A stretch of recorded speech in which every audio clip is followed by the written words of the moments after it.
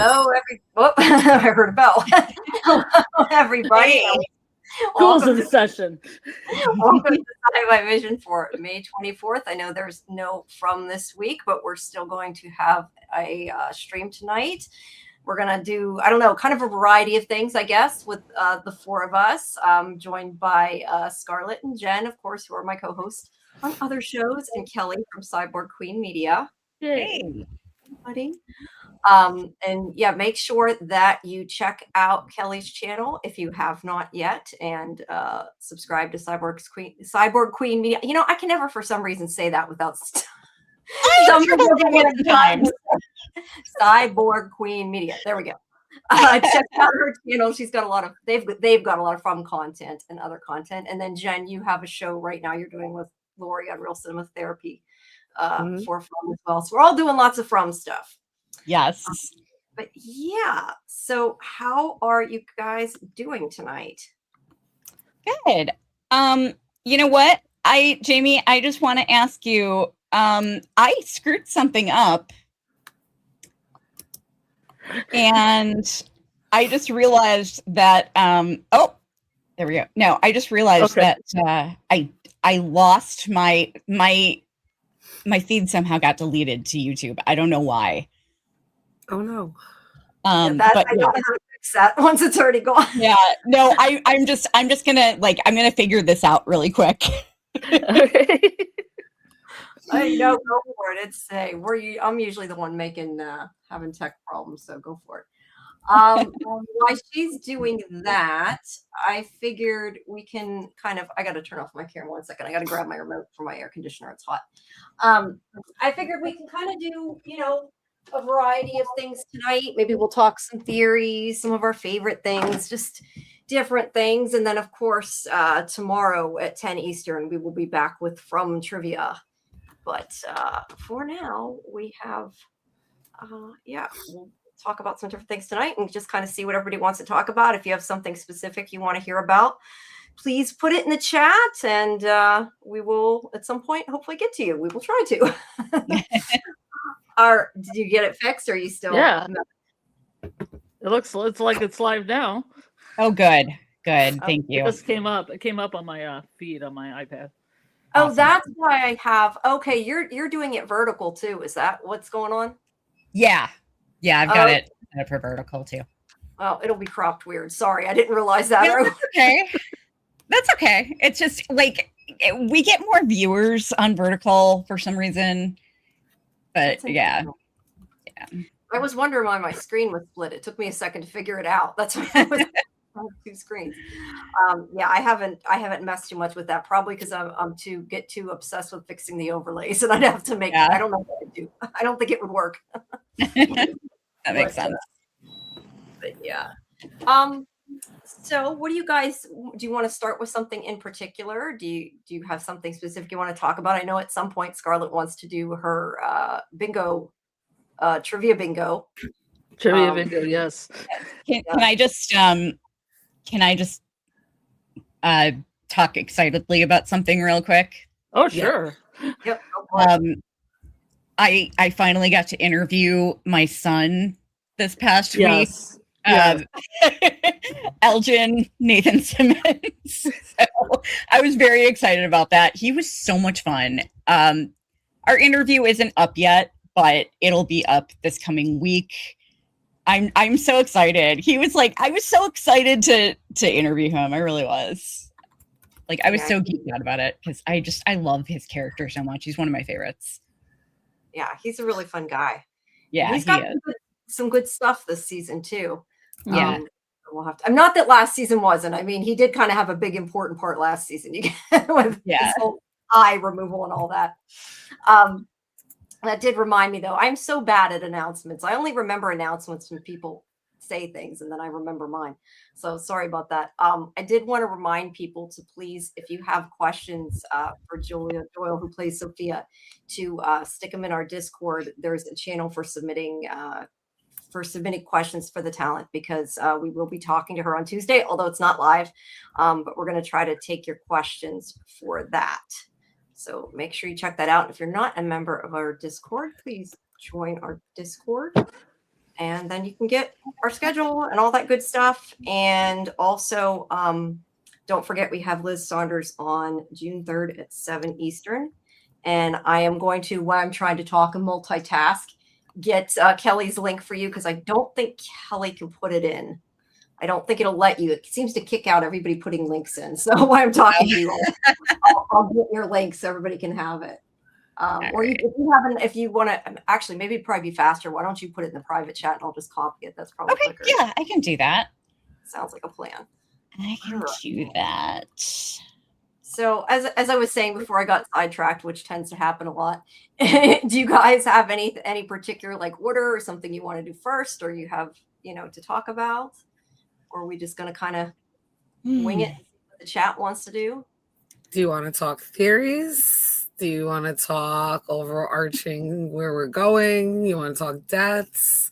I'm just throwing out some ideas. Yeah, I'm sure we can talk hours for all of them. And Kelly, you're, a guest, so I want to give you some ideas, let you choose.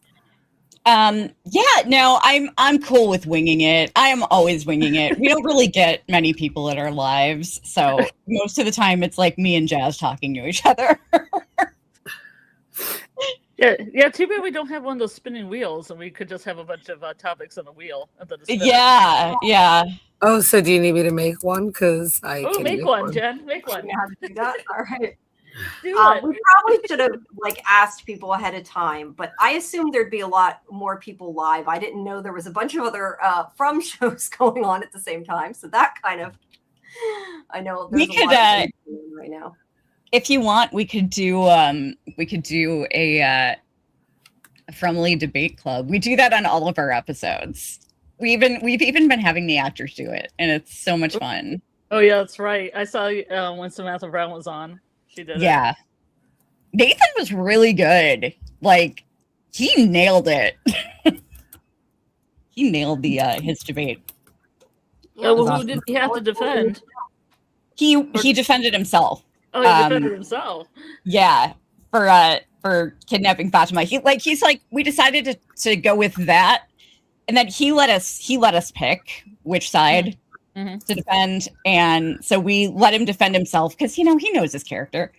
And he actually made a really convincing argument. Surprisingly. Yeah, he seemed to really has thought about it, about why he would have kept going, even maybe when some of us are like, no, stop. Yeah, seriously. My whole thinking was that, like, the good thing that came out of it is that if he hadn't kidnapped Fatima and put her in the root cellar, Smiley would have been born in Colony House. Yeah, that could have caused a lot more issues in the end. Definitely. Yeah. Definitely. All right. Well, do you have something specific you want us to? Hi, Doc. Welcome. Oh, we got Debbie, just me. Hi, everybody. That's us. I'm like looking like you, Jazzy there. Hi, Jazzy. Hopefully, Jazzy will feel better soon. Yeah. And hi, Oh, May. you're sick? And no, Jazzy is not, and Trey's there too. Is not joining us, unfortunately. But next time. So yeah, do you have a certain topic that you want us to debate? Then I guess is the question. Yeah.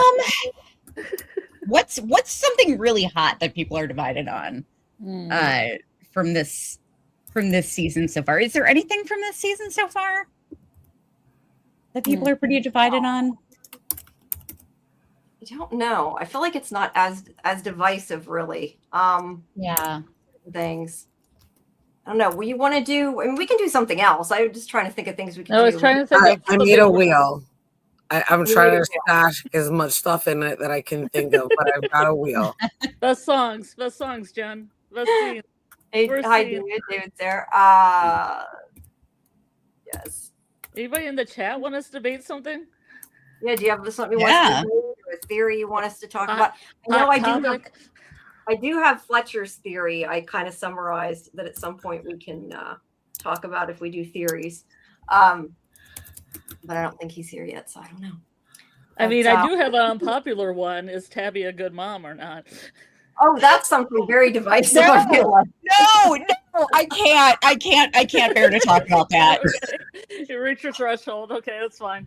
No, I will cry in the corner. I'm so unhappy with what they're doing with her character this season because I love Tabitha. I'm like her guard dog. I'm so upset with like she's really, her character's getting crap treatment this season. True. She really All right. is. Then if we don't have something to debate, do you guys want to talk about our favorite, the best things this season, our favorite pieces of the season, maybe to start off? Ooh, Jade's whole mushroom trip was freaking awesome. Yes. Yeah. So what did you like the most about the mushroom trip? Why do you like the mushroom trip? How's that? Okay, you know what's funny is that Dawn and Jazzy and I, all three of us, we all figured out that the Civil War soldier, and well, obviously we knew Christopher, but we all figured out that pretty early on that the Civil War soldier and the other guy with the skull were past life versions of him. None of us guessed the Boulder guy for some reason. Yeah. I don't know why. I don't know why I think it's because it happened so early. It happened right away. I always assumed that he went through the tree and got stuck. I think that's why I never thought of that, because I never thought he got, killed by one of them. I just, oh my God, I could not stop laughing at the violin just like sitting there on the Oh my God. So this funny. rock study that the violin. Berkeley Museum. Oh, sorry. Yeah. Sorry. That guy was having I had major a whole FOMO. bit, but whatever. This rock studied at Juilliard. This boulder played first chair at several international orchestras. What do you guys think is going to happen with Wants to Henry? rock, but can only play classical. Sorry. Yeah. Yeah. What do we think? What? What do you guys think is going to happen with Henry? I'm scared. Yeah, I kind of am too. I feel like he came there and I don't know. I feel like they've got to, I hate to say it, but I feel like somebody's got to die soon. And to me, he's somebody who I could see them getting rid of. Like, I don't want them to get rid of anybody, but I feel like he's less important right now. Sorry. I feel like him poisoning Henry's vodka, or him, her, Sophia, Man in Yellow, whatever. Poisoning Henry's vodka. I feel like that's going to lead to an Abby situation, and that scares me. I don't know. Yeah, but I have other ideas. Yeah. All right, it's hard. I think it's hard to do 4 people at once. I'm discovering it's hard to all to talk at once. What did you like about the trip, Jen? I like that it seemed, even though like we could tell like visually that he was on a trip, but it still looked like he was physically going through everything, and you kind of didn't notice. But he actually got some answers, and I kind of like that he woke up and it was like scary, and it almost was obvious now that you go back because the sign and everything, the way things were lit up, and you didn't really see any other people walking around. So I kind of really liked the trip. I just thought it took a long time to really kick in, and I almost wish he actually physically did get up and go with Boyd, but it kind of also shows just how much his psyche, and it kind of showed his emotional connection to Boyd and where he is, because I thought it was really interesting that he chose Boyd out of everybody to be his anchor. I know that some of it was convenience because he was there, but mentally that's who was there. And when you think about all the different interactions, even though you can kind of tell it kind of wasn't Boyd, but you could see what Jade wanted him, wanted the response to be. And I think that's pretty telling for where Jade's going to go with this whole entire story. Yeah. What about you, Scarlet? What did you like most about the trip? I know you liked The Rock. What else did you like? That rock wants to rock, but it can only play classical. It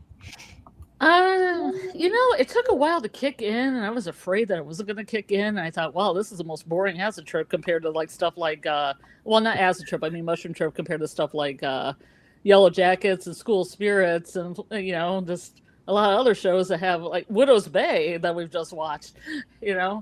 A lot more exciting. But then as it kicked in, I kind of enjoyed it. I'm so glad we got to see Vigo. We thought it was him in the cave. It actually was young Jade. That was amazing. Yeah. I like how he kind of white rabbit Jade around, like an Alice in Wonderland kind of thing. Mm-hmm. And I liked all the Jades together. I think that the boulder might also be another reincarnation of Jade, circa like maybe 380 million years ago. And he's just turned into a rock. Yeah. Yeah. And I think that's why the violin was sitting there. Yeah. Well, I mean, he's an old soul. So, yeah. And I think it was interesting at the end. I think he just remembered stuff because the Ankui kid, like kid number 10, was in there and in the tomb. Yeah. That scared me.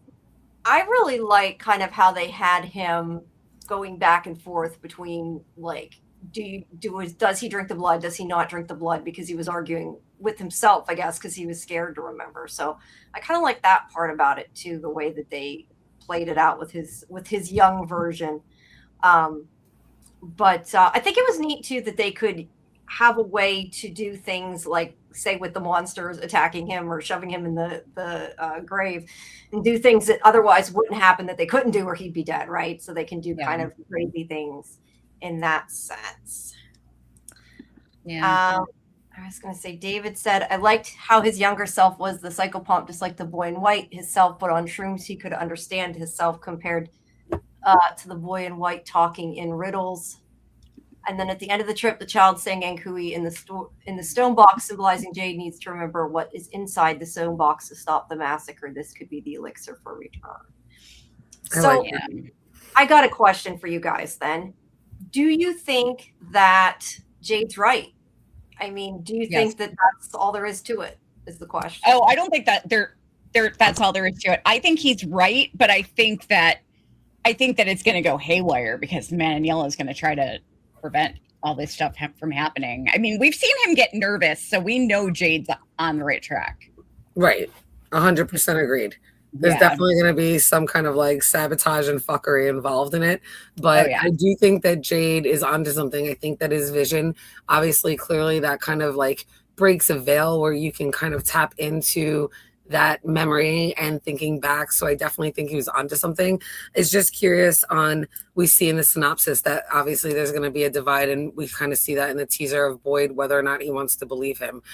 So that I'm kind of curious with, because Boyd knows that's what he was going for. And I really think it's more of fear than not belief, but it's going to come across that way. And that's just going to add to another level of it. So Sophia's going to see everybody like arguing, and she's going to mess with that, because that's kind of what she did in this episode, right? She saw like Randall and Julie, and then she saw like Christy and Marielle, and she messed around with that, with showing Marielle shit. So I definitely think she's going to see them arguing and fuck around and show them something crazy. Mm-hmm. Yeah, I agree. Who do you think she's going to go to next? Spend a night with next, I should say. She tends to be spending the night at different people's houses.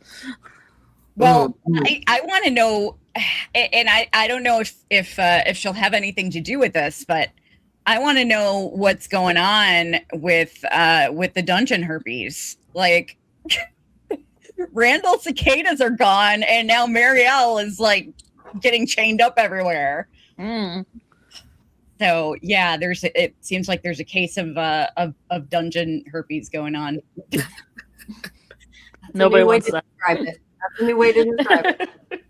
So I got the thing, we can spin it, but before we spin it, I was going to ask, since we said one thing that you liked, I want to talk about one thing I really don't like. I guess I should say one of my least favorite parts of it. Do you guys like the stuff with Marielle? Because that, and also the stuff with Fatima, with the Golem. I think those to me were like the least interesting parts of the episode. I'm not saying they weren't good. I'm just saying out of everything, I kind of was like, get back to the other stuff. And I don't know that for Marielle, I don't know that I believe that what she's seeing is what she thinks she's seeing, which I guess is why maybe it doesn't seem as interesting to me. I don't know. What are you guys' thoughts on that? Did you feel the same or no? I can't say anything because my opinion on it, we haven't seen yet.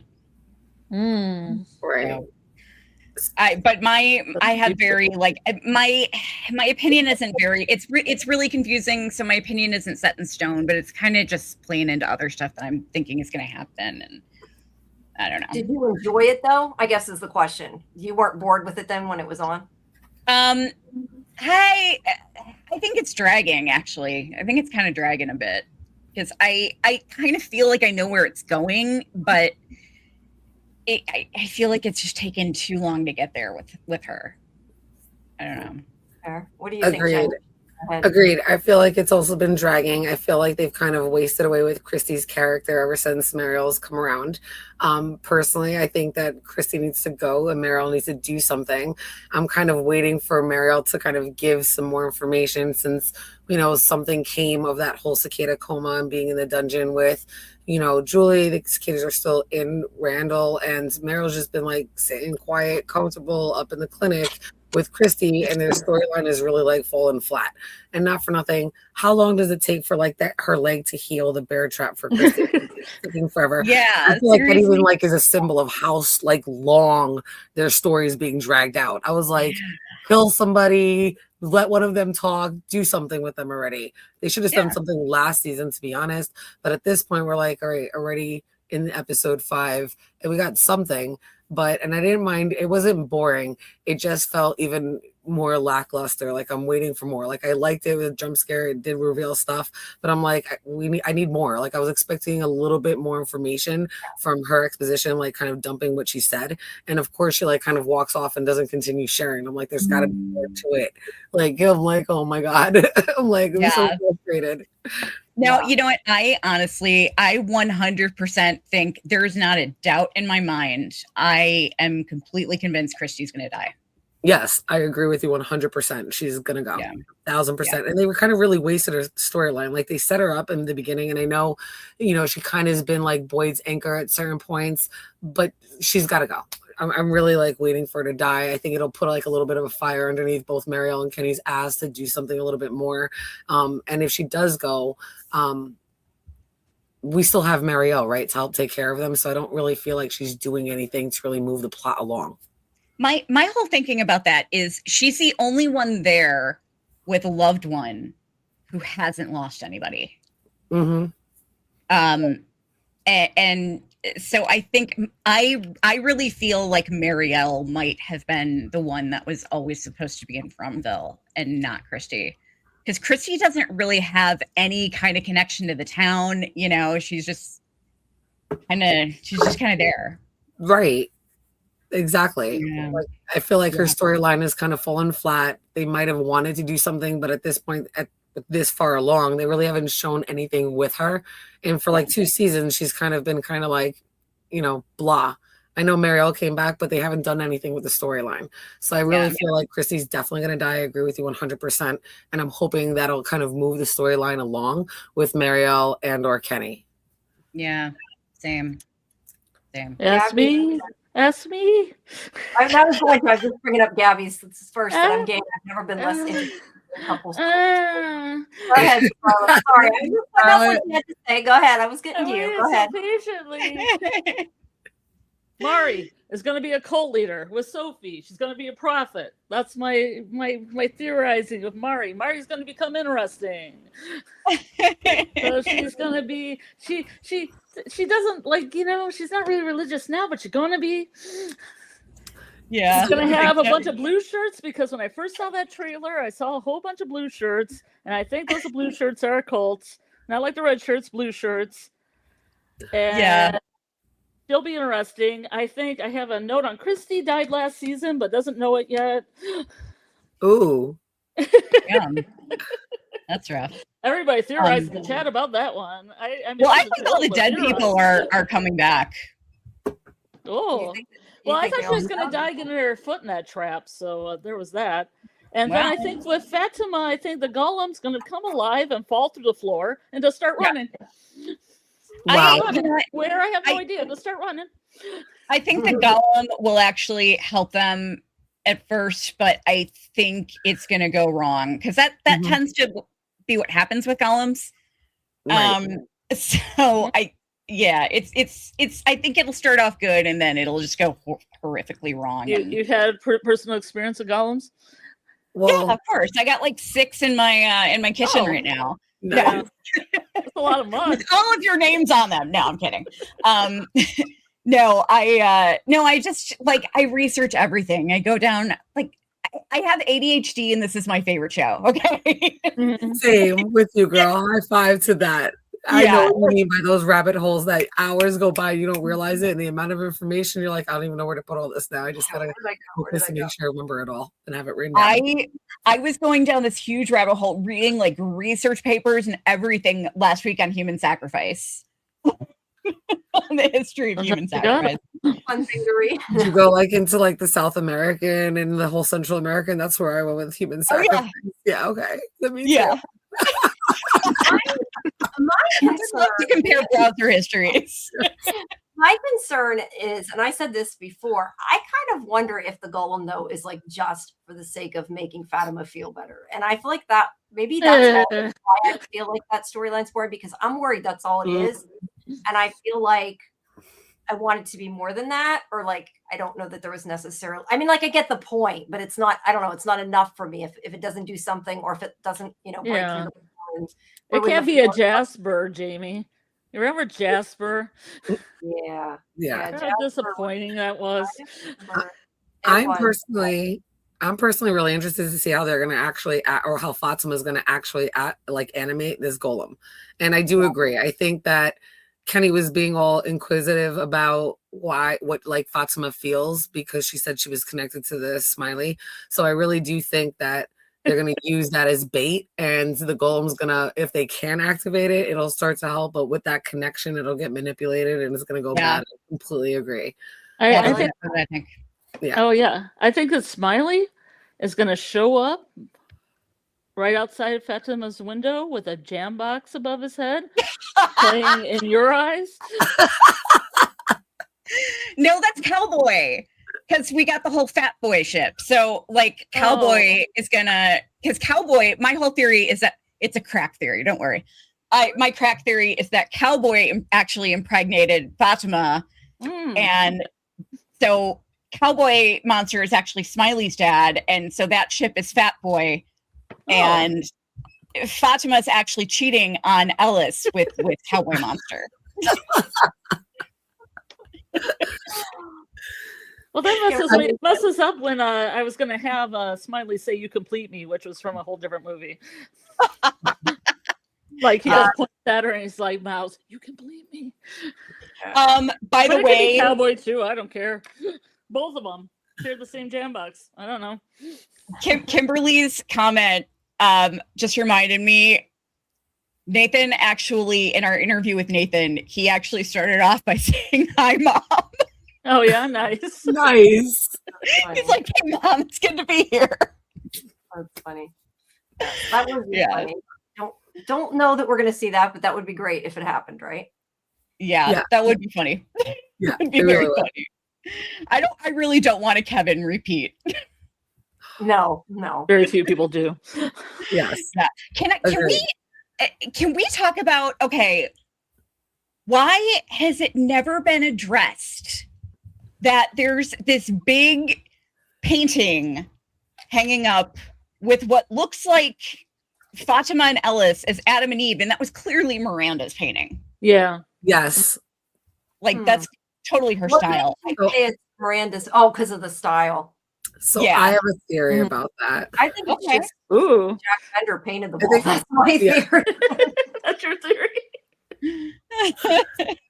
All right, so this theory, and it's also Big Afford Entertainment has a theory with it, so I've been developing it with them. So their theory is that if they're able to escape and it's following like the zodiac pattern of like Capricorn and Aquarius and going on with the flood, if Boyd has to sacrifice to stay to get everybody out, then Ellis really is going to have nothing left, right? It's taken both of his parents. And Fatima had a throwaway line earlier in an earlier season on another episode saying, I think she was talking to Dale, like, even if they get out, it'll never be the same. It'll never feel the same. And now that she has this connection to the place, I feel like the two of them would be there in order to kind of protect and guard while they get everybody else out.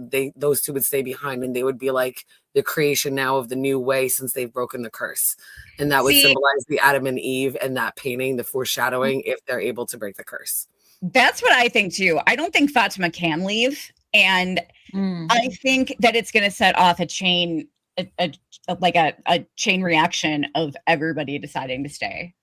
Because none of them really I mean, the only one who really has anything to get back to is Tabitha, like her, her mom. She still has a mom. But I think that they'll break the curse, so they'll be able to leave if they can, if they want to. But I think they'll stay there. I think they'll stay there. And I also don't. I do believe that Ellis and Fatima are truly in love, but I don't think that happened naturally. I think that they were, okay. I think the town put them together, just because they were in the painting together, and like they're just the most perfect couple ever. Do you think they might be reincarnates that have always been destined to be that way, and that's why the town kind of put them together because they got drawn back in? Do you believe that there's more reincarnates than just Jade and Tabitha?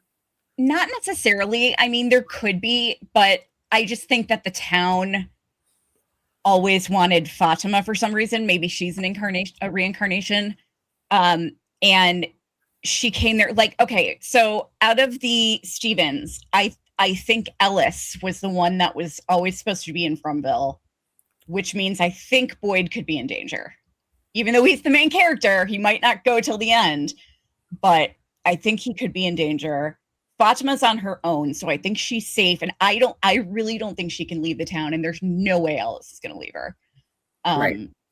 So, yeah. So I hope Boyd. I really hope Boyd doesn't die, but But yeah, I really think they're all going to be staying there. I don't think they're leaving. So what about Abby? Do you think, like, remember she had that vision, like she had been there, like dreams of that place before? Do you think she had any kind of connection to From? I think it's possible that she either was there before, or maybe she wasn't there before, but maybe she's also a story walker. Okay. But I do think that she is actually, I think everybody's alive in like another timeline. Because all of that weird stuff that's happening with Abby, with Boyd, like, I don't think it's just like hallucinations. And that's another thing. That's another reason why I think they'll all stay, is because I think that they can be reunited with all of the dead ones, but I don't think that the dead people can leave. Okay. That would be a reason to stay, though. I could see people staying for that reason. I also think that, like, okay, look at Boyd. Basically has 46 kids. I mean, he's the ultimate father figure. I mean, who wouldn't give anything to have Boyd to cry in his shoulder if you're having a bad day? If there's anybody on this show that needs a significant other, it's Boyd. And they have not gone there with him. They haven't hinted at anything. They have not gone there with him. And I think it may be because he's going to be reunited with Abby. Interesting. Let me bring up these couple theories in the chat that are about what we're talking about. Excuse me. He says, my thoughts on the Golem are that because Fatima is connected to Smiley, the Golem will come alive and want to protect Fatima from any threats against her, but also Smiley. So it's going to backfire. I don't know where the end of that was. I'm not sure what the end of that was. It's going to backfire. Yeah. There's just a comma. Maybe that is the end. Nice. I like that. Yeah, I like that too. It would be cool if he came to their side. I don't know that I see it, but it could be an interesting change. That's for sure. Right. And TCP147 says the Golem's going to be Eloise. We're ever going to see Eloise? Let me ask you guys that, because I don't know about the Golem, but I just felt like she's not dead, or they would have had somebody at least know the body's there, because Victor's was so vague. I think she was killed, but didn't really. I have a theory. This isn't actually my theory. This is more Jazz's theory, because I figured that Eloise probably got out and died on the other side, and someone was reincarnated as her. But Jazz's theory is that she is also a story walker, and she got stuck somewhere. She got stuck story walking. Right. I gotta think about Ethan. I have an Eloise theory. Go ahead. That she got out of Fromville and was adopted by that priest that came in with Sophie. Oh, okay. Because of the license plate that's very similar to Eloise that comes in, that Alabama license plate. Right. And maybe somewhere along the line, she I mean, there are theories that Eloise is Abby too, but I mean, into Abby, and she would change her name from Eloise to Abby for some reason, but he still liked her name. Like maybe she was even working in the church, where the priest was. Because there are theories that her handwriting looks a lot like their handwriting looks about the same. Right. Eloise would be too old, though. Yeah, but I mean, if not that, then Eloise could be this free, out in the outside world somewhere because of the priest who found her, which would be Sophie's priest. Or Sophie's dad. Yeah. I'm sorry, Daddy! Daddy! You just think she didn't go with them, you mean? Yeah, that was really badly told. I'm sorry. My theory's really badly told. Okay, Eloise got out. She got adopted by the priest, even though priests can't have kids. And then she's just hanging out somewhere in Alabama, waiting. Oh, she's hanging out. Dawn actually. I'm sorry, Scarlet. Were you done? Oh, I'm finished. It's done. Oh, okay. It's good. Dawn actually has a theory too. Dawn is never able to join our live streams because she's in Scotland. Yeah. But Dawn's theory is that, how little Jade said that it's worse for Tabitha. Yeah. So her theory is that when Miranda went through the tree, she was actually trying to get Eloise through the tree, and Eloise died in front of her. And then Miranda. So she had to watch Eloise die, and then Miranda died. And that's what young Jade was referring to. So that's Dawn and Jazz and I all have different Eloise theories. I love it. Well, there are theories. Do you think she followed Miranda, or do you think she just got swayed by a monster or lost somewhere? Did she follow Miranda all the way to the tree? Anything within that line? Okay. Yeah, there's a lot unexplained with that. I think they're saving that for next season. Either way, I don't think it can be over with Eloise because no, there wasn't a body. I mean, not that they would have showed her, but just the way Victor acted, to me, it's the same thing as saying there wasn't a body, so they're not dead until you see it. Just Me brings up a good point, says, I watch a scene frame by frame, but Miranda wasn't acting like a mom who just lost a child. I had not thought about that, but that is a good point. That she might have been. B says, I don't think Abby had a connection to From. I think she had some dream that the town big bad grabbed onto and used it to manipulate her into shooting people. Interesting. That's very good. That's a good theory. And then Kimberly asks you, Kelly, do you think that Fatima and Ellis were like the Adam and Eve of Fromville and were the OG parents of the townspeople / monsters? My theory is that it's a new thing. I don't think that they've been involved actually in a cycle before, and I think they're supposed to be the start of something and possibly I don't know. I honestly don't know, but I don't think that that the whole Adam and Eve thing was relevant before now. I think everything that's happening, everything that we want answers to, I think wasn't a huge. Most of it I don't think was a big talking point until Jade and Tabitha got there. So and Jade is the smart one who's going to figure everything out versus the past Jades. So this is the cycle where everything's going to change, basically. Yeah. Agreed. Yeah, I said at the beginning, like, I feel like this cycle has to change, or what's the point of the show, right? Because this is the cycle we're watching. I'm also wondering if that sea monster is the Cromonocle. You know, the sea monster in the painting? Oh, the Red Cthulhu? Red Cthulhu. Red Cthulhu. Yeah. Kimberly said about Eloise that she thinks that Eloise will return and then Henry will die when that happens.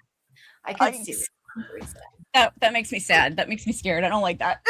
Yeah, that would like suck that they finally found, like, she finally came and found everybody and then he was gone. It's strange that Henry hasn't mentioned Eloise to Victor. You know, I wonder why he didn't ask about Eloise, right? Like, I guess he was focused on somebody ate my wife, but that's a good question, though. Like, he should have at least asked, right? Well, yeah, he doesn't mention her when he's playing the piano in this episode. Like, when he's like, the whole family would gather around, we would sing "Be You, Me, and Your Mom." Like, he doesn't say Eloise, and that is very odd. Yeah. Yeah. Yeah. Let's see. Then we can tell which one was his favorite kid. Yeah, seriously. Yeah, for sure. B says, I believe whatever's going on with Eloise will be the cliffhanger. Like, the very last image we'll see is the reveal of who or where Eloise is. That would be a shit cliffhanger. And I say that as in meaning I'd be like, no, I want to know what happened. Not that it would be bad. Just like, I'd be upset because I'd want to know what the hell's going on. Steps out of her house in Alabama, and she's like, I feel something in the wind. I could definitely see that. How does she get to the town is the other thing, because she's got to get there somewhere, right? Just me said there has to be something with Eloise since they keep hinting and we're not getting any info on her. And Susie said he didn't seem as disturbed that his daughter, according to Victor, was torn into literal pieces. In the original conversation, maybe. I don't think they really said it in that this conversation, but from last time, yeah, that's true. Yeah. And B would hate that cliffhanger. That's what I mean. That's like a mean cliffhanger, right? That's just like a cool cliffhanger. Yeah, I could definitely see that. I think I could definitely see that being a cliffhanger, though. That, and I think Jade and or Tabby may end up in that tomb. It could end like that. And they'll both be fine, both of them. So that would be a shit cliffhanger because we know they're both gonna be fine. That would definitely be a shit cliffhanger. Yeah. I like TCP says, who's Eloise, Henry, this season? Yes. I don't know about that. That would be funny, that's for sure. We'd be like, what the hell's going on? Yeah. So do you want to keep going the way we're going, or do you want to spin the wheel, or can kind of go either way? I don't know if I can get it on the screen though, but I can try if you guys want to do that. Yeah, try. Okay. I'm not sure. See, the problem is I can add it, but what's going to happen is it is going to, hold on. It's not going to cover the videos of you guys because, at least I don't think it will. Whoa. Over top. That's what I figured. You're over top of it, but we can try it and at least do it that way, I guess, right? Yeah, let's do it this way. All right, here we go. And it is on Acosta's Discovery. I take it this is to win things, Jen? Yes. Hey, Acosta's Discovery. That's the same one that I use for Friendly Debate Club to see who's gonna debate what position. Nice. I love it. That's great. I like that. That's funny. That's an interesting way to do a giveaway too, instead of the StreamYard thing, which doesn't work as well all the time. Yeah. All right. So Costa's Discovery. What do we think about that? And I think she's going to discover a picture of Sophie. Yes. Perhaps from the 1930s or earlier. Yes. Yeah. I kind of wonder if they're ever going to find anything in that junk that could help them. Like even not just that, but just something that could help them. I don't know. Do something good, right? Because we know there's a book that says this way out of Fromville. Yeah. I know, you don't know. How I got out. I think that there's more that Victor has to remember. And I think it might be in the basement. Yes, I love that. Yeah. Yeah. I also think like when we see Acosta, like if we watch the teaser, so she's kind of in the background while Jade and Boyd are kind of, I guess, like kind of figuring out if his vision has any truth to it. So I'm wondering if she hasn't really found anything yet, but when they start moving things around and Acosta's like kind of behind, like maybe picking things up, I wonder if that's how they'll actually find something, which would kind of prove like we have to figure out what Jade's vision is and go follow through with it, because they'll find little clues, not just what we see Jade going to look for, but there'll be other little clues to things that they need to know for those rules along the way. I mean, that would be a really bad season ender too, if Acosta, you don't see her the whole season to the last episode, and then she like holds something up you can't see, and she's like, "I found a clue," and then the end of the season. Kimberly thinks. Roll credits. That's what Kimberly thinks. When do you think she'll come back? TCP says Acosta will discover the entity in the last picture Elgin took of Julie. We never did get to see that picture. I mean, I know that Hannah had told us that like it was just, I can't remember exactly what she said, but that it was them on the set or whatever. But that doesn't mean that they couldn't decide to like write something and add it in, regardless of what they actually took in the picture, because they would digitally insert it anyway. So. And they only get scripts like 2 episodes ahead. So when they're filming, I mean, you know, like when they're filming episode 6, they only know up through like episode 8, you know? Yeah. Whoops. Yeah. See, this is why I don't try to type and talk. I was going to say thanks, Papa Socks, and I also almost wrote Papa Socks, which is not what I meant to do. So thank you, Papa Socks. I will say it out loud. That sounds a little better. You guys are enjoying it. All right. So you want me to spin again? Oh yeah. Yes. Like if we're gonna do these, we need to do them kind of fast, or we're gonna be, here. We need to get a sponsorship from Euphoria. Can I just say one more thing? Of course. About oh, there it goes. You know, about like discoveries from the past. Yeah. I don't think it was me. I honestly can't remember. I don't think it was me that brought up this possibility. I want to say it was Jazz, but the theory is that, so you know how Victor talked about how like everybody liked Christopher, but then we're figuring out why Miranda was telling Victor and Eloise make sure that, you know, Christopher doesn't find them. So the theory was that Christopher actually died earlier, and the man in yellow transformed into him. Oh, interesting. Yeah, and that's why he like, you know, went crazy and had the personality change. Yeah. I want to, just because we're at the perfect point since we said that, I did want to bring up and ask you guys what you thought of Fletcher's theory. I'm reading the summary, or I had it written down.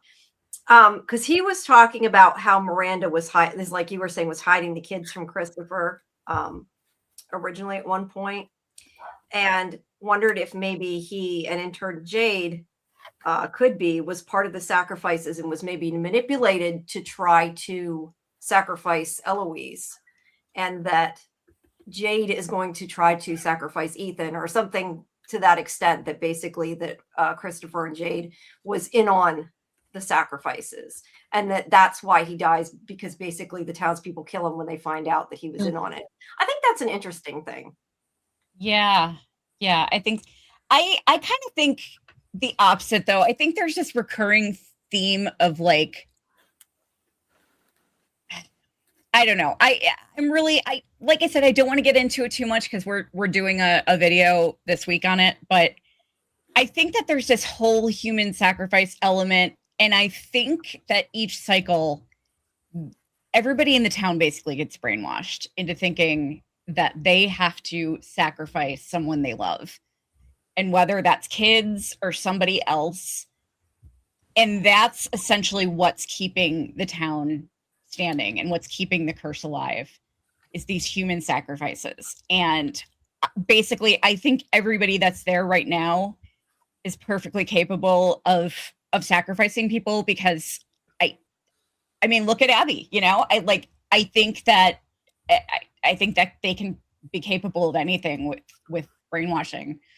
So yeah, that's kind of my angle on it. Like, I don't think that they would willingly do that without being brainwashed into it, like being manipulated. But yeah, I could totally see that happening. Like Jade gets manipulated into doing that. But I ultimately think that Jade really is going to be the one to is going to be the ultimate hero in the story. Mm-hmm. I hope so. I think there's it can be backed up a little bit by the fact that when Victor thought it was Jasper, but figured out it was really the boy in white, and the boy in white was actually telling Christopher that he has to save the children, but he refused, right? And then Victor went back and told Miranda. Miranda tried, and Miranda was killed for it. So I do think that it actually has to be Jade. I agree. Yeah. Oh yeah. Yeah. Absolutely. Absolutely. So and I think that's why the boy in white told Tabitha that. See, my theory is that the reason that the boy in white told Tabitha that she shouldn't go through the tree is because she already fulfilled her purpose, and that purpose was to bring Henry back. Because what will happen is that Henry, they want to start, the man in yellow wants to start the cycle over. Right. So essentially, if Henry kills, if Ethan dies, Ethan and Victor are the two keys here. Right. If Ethan dies, then the cycle just continues. If Victor dies, then the cycle starts over again. Everybody dies but Ethan, and Ethan gets left on his own. So I think that Henry was brought back to restart the cycle. That's my theory. I like that. Yeah. Let me ask you guys, do you think though that there's an 8, because I've heard this a couple different places and used in different ways, but do you think that there is an 8th kid that's part of it that wasn't? I mean, we know that they refused to sacrifice their child Jade and Tabitha, but there were 7 kids sacrificed. But I know a lot of people think the symbols are the kids or whatever, and some people say oh, the boy in white was supposed to be sacrificed and wasn't. I'm just curious, do you think there's anything to do with an 8th kid, or is it just there only 7 were sacrificed and that's the whole thing? Because that confuses me when people start talking about that. If you look at the talisman closely, there's 8 marks around, but one of them is different. Oh, and okay. One of them only has 2 lines. They all have 3 lines, except for one only has 2 lines. Oh, okay. I think I know. Wait, now that you said that. Yeah. And I think my theory is that represents a key. I have no idea what that key could be. It's right above one of the people's heads. So it could, maybe it indicates that Jade is the key to everything, or it could represent boy in white, or the entire cycle. Who knows? But I don't think there's another kid, just because I think that those marks there's 7 slabs. That's why I wonder. But then people start talking about an 8th kid, and I'm kind of confused with what I don't know. There's so many different theories. It's hard to know. After watching the end finale of last episode, where that little girl came up to Tabitha and she said that was their daughter, I kind of agree with the fact that there are only 7 slabs. I think that they tried to save them and they didn't. Yeah. Yeah. What do you guys think about the advertisement for From that only has 6 Ankuli kids in it instead of 7? Do you think they saved the daughter, or do you think it was a graphic design choice? We've seen all 7 dead, so I think that was just a graphic design choice. Yeah. That's kind of. Yeah, I have no idea, but that sounds possible. If the little girl would have wound up being the little girl, it would have been the Nkui kid in the tomb this episode, I'd have a different theory about it. But because it was a different Nkui kid, it wasn't their daughter. That's just, you know what I mean? Now, I'm trying to remember back, because Miranda has a painting with 2 kids and they're holding hands, and that actually appears to Tabitha at one point when they're on the porch. So I'm wondering if they had 2 kids that were sacrificed, or if they were just really close, cousins, something. But it is interesting that they're holding hands. Maybe they were twins, or just really close in age, the way Victor and Eloise were. So I don't know. I think it's interesting, because if the idea is that they always come into town, or at least have 2 kids, Thomas is dead, so they did come in with 2 kids. And then it would make sense that those 2 kids holding hands are brother and sister. So maybe that was the son appearing to Jade, and that was a daughter that appeared to Tabitha. That could be what it was as well. That makes sense. You know what else I wonder? We have only seen 2 past lives of Tabitha's, and in one of them, she's a little girl. I'm wondering if she was sacrificed as well. That'd be interesting. Yeah. Now, I thought that was odd as well, and it made me think, because I don't think that's. I mean, she could be from 1506, but I don't necessarily think she has to be from 1506, the very first date that's in the lighthouse. Yeah. Well, but I do think it's interesting that she remembers that, because that could just be when her, like in the next cycle, when she came into that story. So what if she kind of was another child that came after the whole thing, since there was already obviously nightmares, that whole thing, or she's part witch, part fairy, something, in order to manifest that nightmare. Maybe she cast a spell and made that so. But if not, then she came into the town at that age. So considering maybe she almost was like Victor, where she grew up there. Yeah, that was my other theory too. I would have. There's some theories about it being 1609, like the second cycle, because the first cycle they would have obviously killed the kids, and then Tabitha would have been a baby in the second cycle. But I don't know if that's actually really correct, because I don't feel like the clothing matches up. I don't feel like that newsy cap matches up. I don't feel like the guy's the vest matches up, and I think it might be more 1800s, because in Jade's time that's at the bar, he has her by the 1800s, and I don't think that's going to be a trick by the showrunners to be like, oh no, it's actually 1609. I think we should go by the clues that we get in the show. Right. Yeah. I would have, from after hearing Julie say that, like, maybe some people kind of had stuff leak out from the town, like when she talked about her mother's dream, I would have maybe assumed that was more what that was, just like a dream because she was going to be there. But since she actually had the whole memory with the dolls and stuff, that doesn't track. But it is kind of weird she was there as a kid. That kind of changes things. It makes it not make as much sense, I guess, at least to me. Yeah. Maze had brought up the center slab, like maybe the 8th person, I'm assuming, was in reference to the 8th kid, that maybe they were in the middle. Well, that one kid was in the middle, and he was in the middle. So that kind of makes me wonder, like, maybe that was a slab. Like, could there really have been 8 more missing a big piece of it? I don't know. Zine and Zen, hello, says Victor's memories are all hazy. It could be that Henry had malicious plans and he was the one who was trying to sacrifice Victor and Eloise, and that's why Miranda was trying to hide them. That's interesting. We don't really know a lot about why she left. Like, we don't, the whole thing with why Miranda left. I think she just was picking them up from school since Victor had his lunchbox. Yeah, and me too. I think the same thing.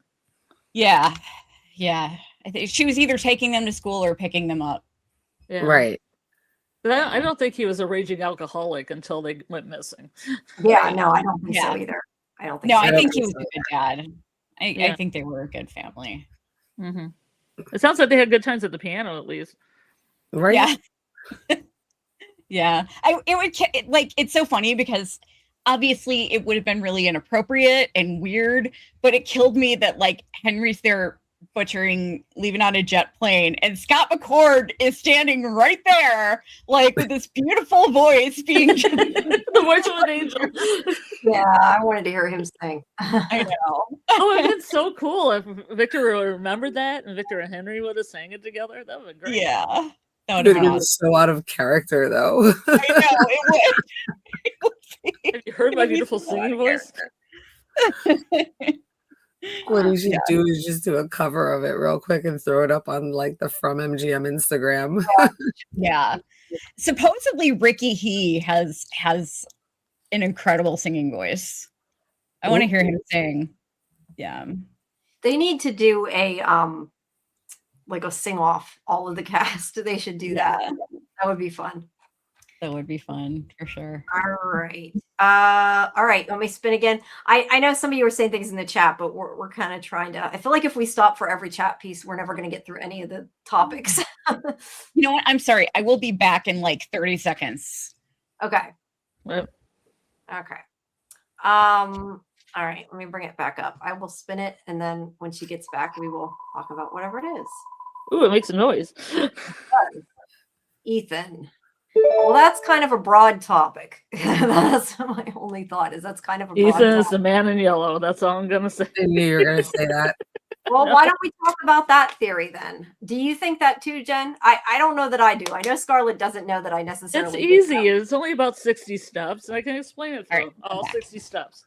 You're funny. Oh, the long story is Julie, she doesn't know how to story walk. She strands him, let's say late 1800s. He grows up to Doug Hughes' actual age, but he's enraged. He's angry. He's made deals with monsters. He's out for blood. That's a short story. That's my short version.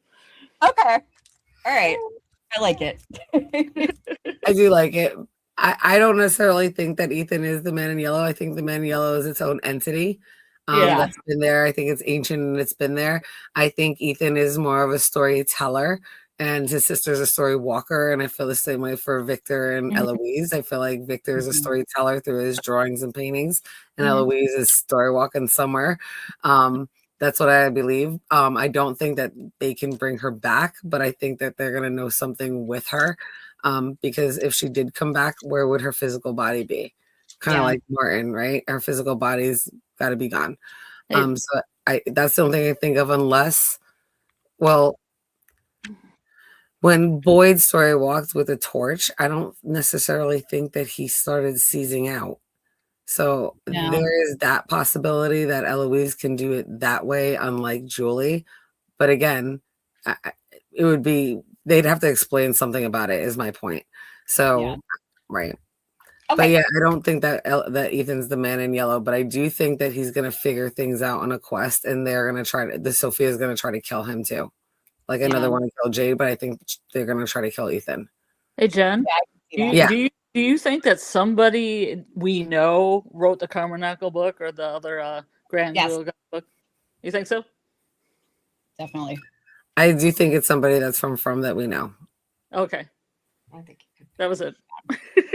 I was going to say one thing. This is more a question I think they need to answer that what you said made me think of. I really wish they would explain like the fact of what Boyd did. Like, is that the same as story walking? And did the torch have to do with it? And is that the only reason he was able to? Like, can Boyd normally not story walk? Or maybe maybe having the torch stopped him from having a seizure, like you just said, could be that. Like, because to me, I didn't think that Boyd could story walk, but he did. Like, so to me, I want to understand how that connects to what Julie can do, or can everybody story walk? You know, like I wish they would explain that part. Right.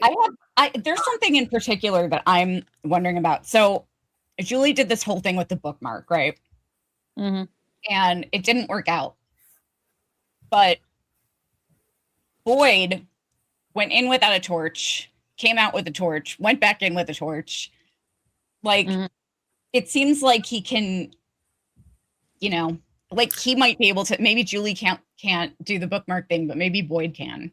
Well, Boyd had that slip of paper from the bottle tree that was 1864, and Martin probably was from that era because of the Marine tattoo that he has on that became like official the year before. And he does say that he's obviously in the military, so you can assume that he's from that 1864. So the reason why he got there was from that piece of paper that Boyd had. So the bookmark, kind of like Julie said, brought him there, and then the torch brought him back because it was a physical object from that place.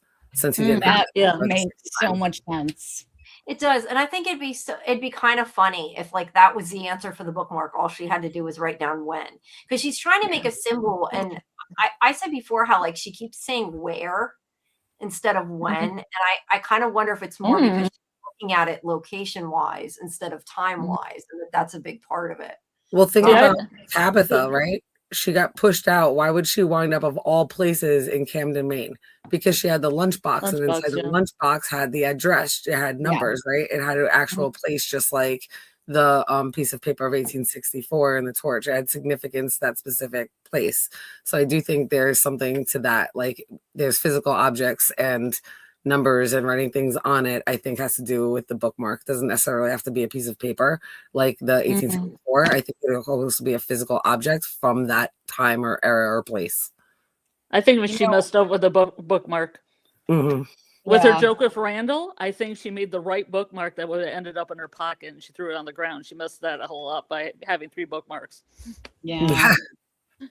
Yeah, definitely. You just can't. Storywalker Fred says no.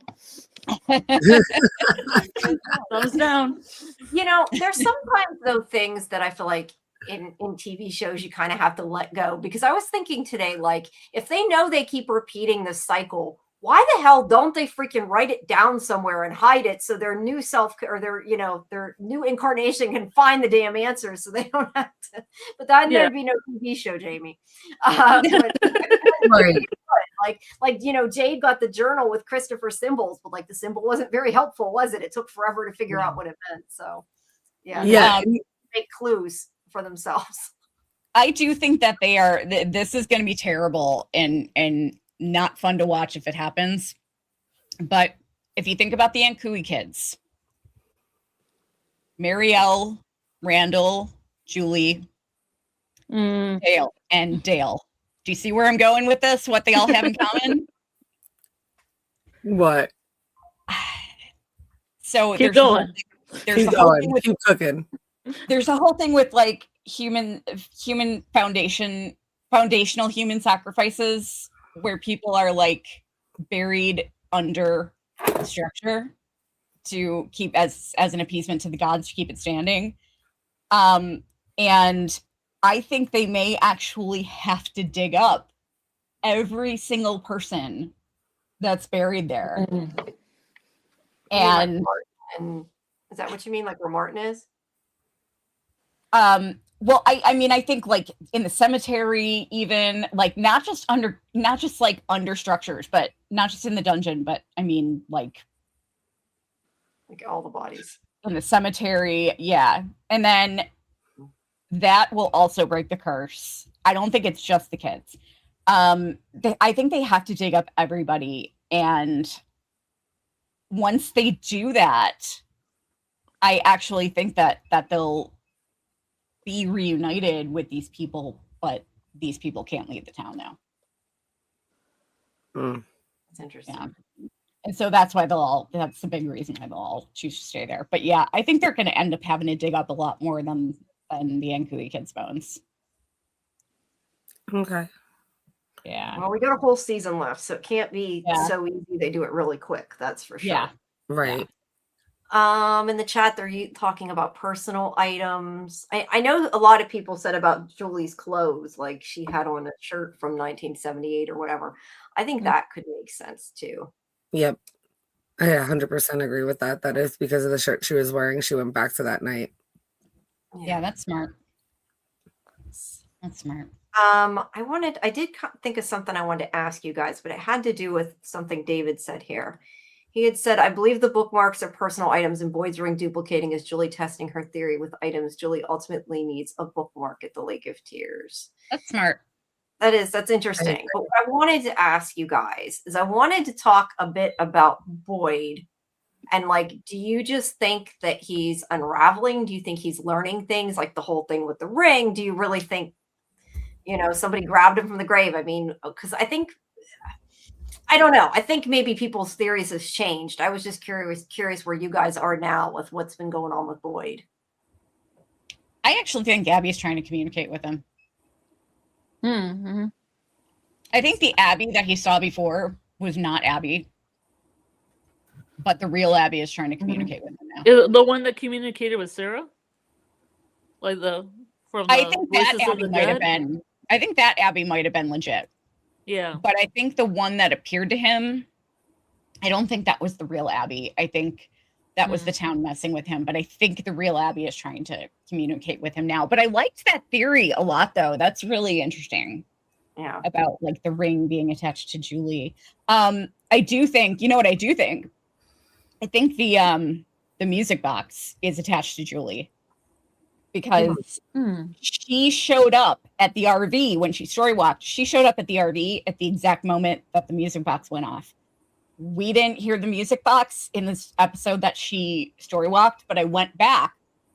It's when when she calls out Jim's name, when she calls out Dad, he looks almost as if he's reacting. But that's footage, that's not new footage. That's footage from the old episode. So I went back and watched it, and it was he looked over because the music box had just gone off. So the music box went off at the same time that Julie called out to him. So I thought that was super interesting. That is really interesting. Yeah. I would think that the entity was trying to just block her voice to make sure he didn't hear her. And it was just coincidental just to make sure. But I do really like that theory a lot, and I do agree. And I think if she took Boyd's ring, right, or Abby's ring that Boyd has, she did it because she's trying to, test to find where Boyd is, or go back to that specific time where Boyd is, where he's looking for the ring. So it's almost like that bootstrap paradox, because she's testing to see what items, because I think she's going to figure out that it has to do with personal items. That's what I like that a lot. I like that a lot. That's my new favorite theory that we didn't come up with. I've heard a lot of things and think that maybe certain things we've seen might end up being Julie later on, because they can add things in earlier. Like, I know a lot of people think, oh, she put the talismans there, which I actually think kind of makes sense. But there are, little things like that could come up later. They can kind of insert her into. I just hope that it's actually what they planned and not like a way that they're closing plot holes, because that would be annoying. But I could see that. All right. Do you think we'll ever get an explanation as to what happened to the motel? Oh, I hope so. I hope so, but I wonder if they'll just leave that as one of those lingering mysteries that's always going to be something we'll always talk about. Maybe we'll get a reference that we have to catch, but I don't know. I think that's something that'll be definitely something they can leave open just to keep us talking. I want one, but I could see them leaving it. I feel like maybe Miranda, or a past reincarnation of Tabitha, had dug a hole in there and it crumbled like the Matthews house, but there's nothing there right now. Like, nothing. I mean, the Matthews house is still there. But we see all these drawings of a flood. And so I think it's possible that a flood actually washed away all of that debris. So this is not my theory. This is my friend Cool Nerd Rupert, who comes in the chat every now and again, Corey. He and his buddies had come out with a theory that the flood will start from the pool. Like, the pool will start bubbling up with water, and that's how the flood will start. And then obviously rain and the storm, but the pool will start bubbling up water, and that'll be like part of the flood, and it'll come up through the houses. Okay. And I think that was a really cool, interesting theory. I was like, wow, that might track. I like that. Interesting. Kimberly says about the motel, I was thinking maybe one of the previous cycles there was someone like Tabby who ended up this said the same thing you did. I put it up before I actually read the whole thing. There we go. She agrees with you. We were talking at the exact same time. I was talking. I like Bill's. The motel will be the focal point of the spinoff, maybe. Oh, hey, Bill. Bill's been popping up in our comments lately. Yeah, hi, Bill. Hey, Bill, show. We got quite a few people here. Yeah, so I don't know. Do you want to do more theories, or do you want me to spin again and we'll go off of that? Spin. Spin. All right, hold on. All right. Do. Okay. Oh, by the way, Scarlet, I've been told I shouldn't do the do the do singing. That we need you to do it. What does Roll's Revenge mean? I'm not sure what that's supposed to be. What does it say? Roll's Revenge. What's that? I guess it's. I can see it. Hold on. Sorry, it's purple. Roll's Revenge. I don't know what that is. Spin again, because I don't remember. Tell us, John. Tell us. I'm sorry. It's definitely a typo. I can't remember. Okay, how about monsters? All right. We already did. Or the lack thereof this season. Yeah, you're right. Or the lack thereof this season. This was really the first time. I mean, we saw Smiley, but Yeah. this is really the One first scene. time. Right. I mean, we got the throwback, but that throwback wasn't really with Julie Story walking for the first time. That wasn't fresh and new from this. So we really haven't seen the monsters except for in Jade. And clearly that wasn't even really the monsters. That was a vision that he had in his head. So they've been like MIA. We got some, you know, some dolls, some scarecrow dolls. And that was really kind of, in my opinion, weak. Like, Oh yeah, you didn't like those? No, I liked it, but it was kind of quick, and I'm glad Tabitha like finally did something and remembered, and like Ellis stepped up and did something too. But then like, you know, like the fireman one was just like, okay, and turned around and walked away. I was like, really? Like that turn around walk away part is really legit. Yeah, I was like, you're just gonna bounce like that? I'm like, she's like, all right, you guys killed one. I'm just gonna live and go back this way. I'm like, where are you going? Where are you gonna go? Flamey arms has shit to do, Jen. We've seen him in the story walk, but I feel like that doesn't count either. Right. Yeah. Yeah. Where do you think Flamey McFlamey arms went? I don't know. That's another thing. Like, it's definitely not going towards the water to put its hands out. Like, went back towards the woods. Well, I mean, clearly, maybe it's fighting the Yellow Brook Road to get a brain if it doesn't turn down first. I don't know. Well, we know where. As for the monsters, the original monsters, we know where Cowboy is because he and Fatima are like getting it on in the shack at night. Kind of across where Donna and Henry are getting it on. In the yeah. My fat boy ship. I will never give up on my fat boy ship or my Gul'jen ship. Gul'jen and the Gula. Yeah. What do you guys think? This is related to the monsters. I was thinking about this. Yeah, I've seen this again on Facebook today. This is something I've seen quite a few times actually that I do think is interesting. Is the whole old maid thing? I'm assuming you guys see now. I'm assuming everybody's seen that at this point. Like, I don't know. What do you think about that? Is that just like they were inspired by it, or is there more to it than that? Do you think? I think it's an Easter egg. Okay. It was in Victor's room though, right? It was. Yeah. So it could be Victor's imagination. Remember, imagination is the key here. If they are playing the game and it is through Victor's imagination, they would need something, right, to keep like tabs in or like write score. So I wonder if the teeth is them keeping score on kills or deaths or something like that. Because the teeth is really interesting. I forgot to put that in the spin. Like, what do you think about the whole I'm gonna take this to remember you by Sinister thing, and then she takes a molar, and we saw molars from Smiley, right? He had two in his bucket. So I think that's something that they definitely need to explain, right? And that's like a whole nother curveball that they threw in season 4. Yeah, so I think it's kind of like a throwaway thing until like now. I think it's like a trophy, but I also said before, I kind of wonder if, and this had to do with when I had that whole theory about the clothes, like I wonder if they take their teeth for the man in yellow, like if he has to have their clothes and he has to have a tooth to or some kind of DNA to transform into somebody. Because I still think it's somebody that like they died or something. I don't know. That makes sense. I tend to think Sophia is like a real person at some point, which since everybody thinks about the photo, I don't know, maybe you guys all think that, but no, I think she was a real person too. Yeah. By the way, did you guys notice that was it episode 3? When Ethan threw the puzzle and Donna was like cleaning it up later. Yes, I paused. What's that? I complained about that. I'm like, why is she throwing the puzzle away? That annoyed me. Go ahead. Oh, I know. Yeah, that annoyed me too. But no, I paused it and I zoomed in on it. And I thought it was I don't think it meant anything. I think it was just a really clever Easter egg that there were no edges or corners.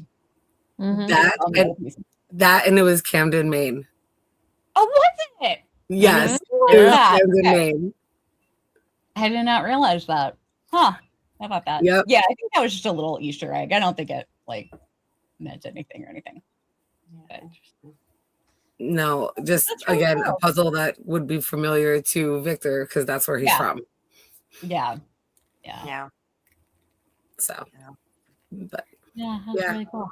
I don't know where the monsters are, but so somebody in the Discord, in Scene Invaders Discord, they had threw in a theory And I think it might have been Felicia. But anyway, the theory is that since the talisman have really no effect on Sophia, what if she decides to go around just like start plucking them off and let the monsters go in while everybody's sleeping and start killing people off and wreaking havoc? And I thought that was quite interesting. Like that whole, like, so I mean, I could see it happening because she's in the town.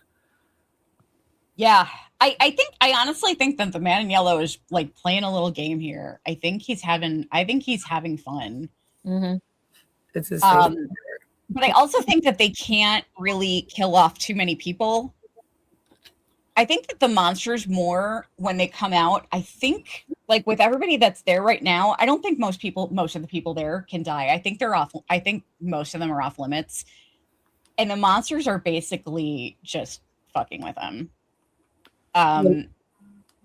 Because they need, like, you know, like they talked about how the town feeds off their pain. Like they need people there.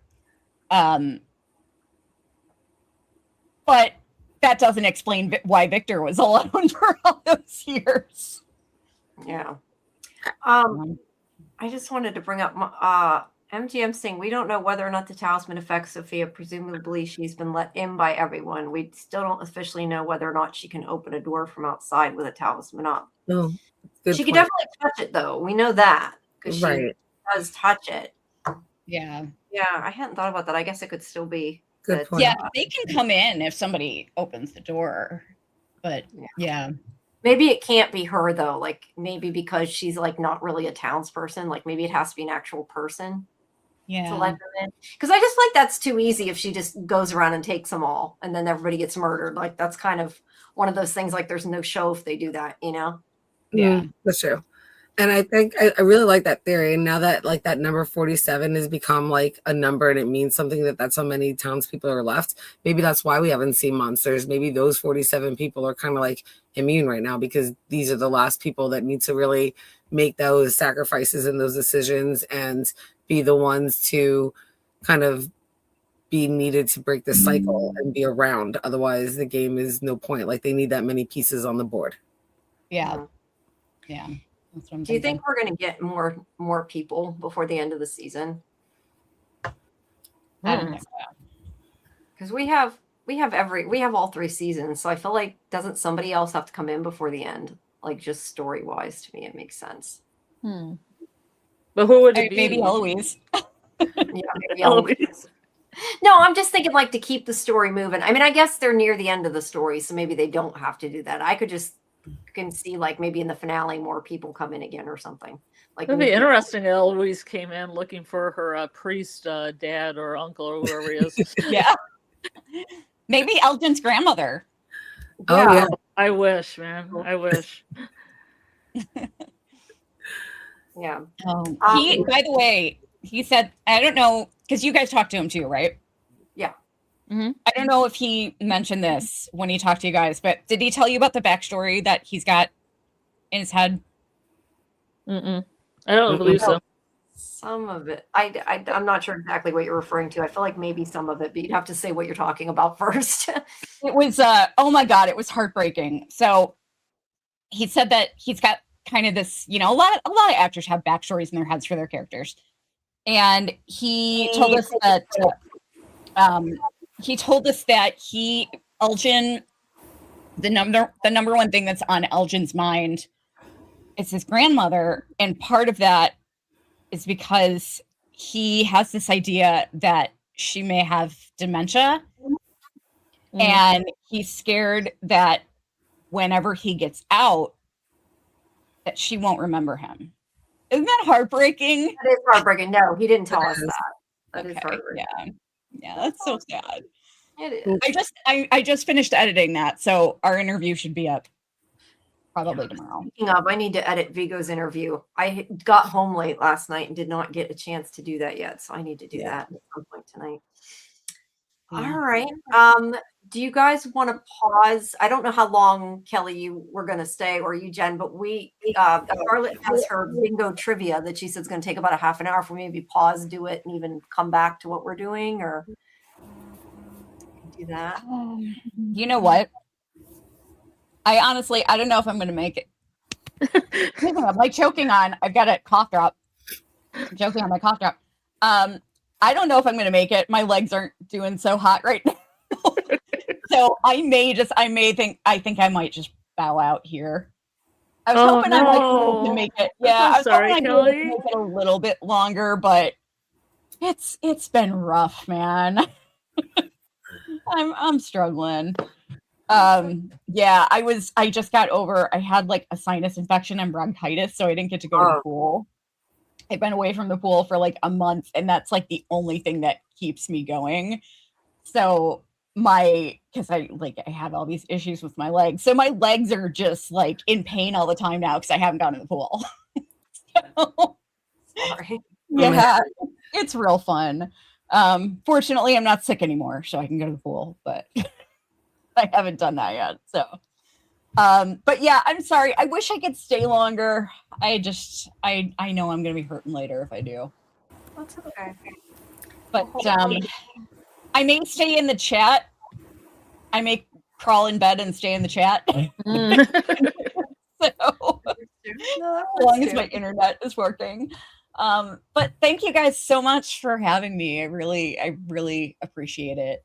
And coming. We'll have to do it again. Yeah, I think I may leave this. I think I'm going to try to leave this up and see if it'll keep running on our channel. Like with just the three of you. Hopefully it will. That I don't have an answer to. I don't know. Yeah. No, you can put the bingo card in her spot. Yeah. No, I think it should. As long as you just remove me and don't kick me out, then it will probably work. Like if you just remove me from the stage. Yeah. And I'll turn my camera off and mute my mic and everything. But yeah, if you just remove me from the stage but keep me backstage, it should keep playing on my channel, I think. Okay. I will try it. All right, cool. All right, good chatting with you all. And check out Cyborg Queen Media. All right, good night, guys. Good night. Good night. Good night. Or good night. All right, let me see if this works. All right, that worked. Now let me hide her because I don't know why I took her off the stage. It shouldn't have left her. Oh, that's you. That's why. I see. What's up? No, the icon. That's you, not Kelly. That's why it was doing that weird. Okay. Now Jenn. What did I do? What did I do? Okay, we want Jenn over. Whoa. Keep editing. Hold on.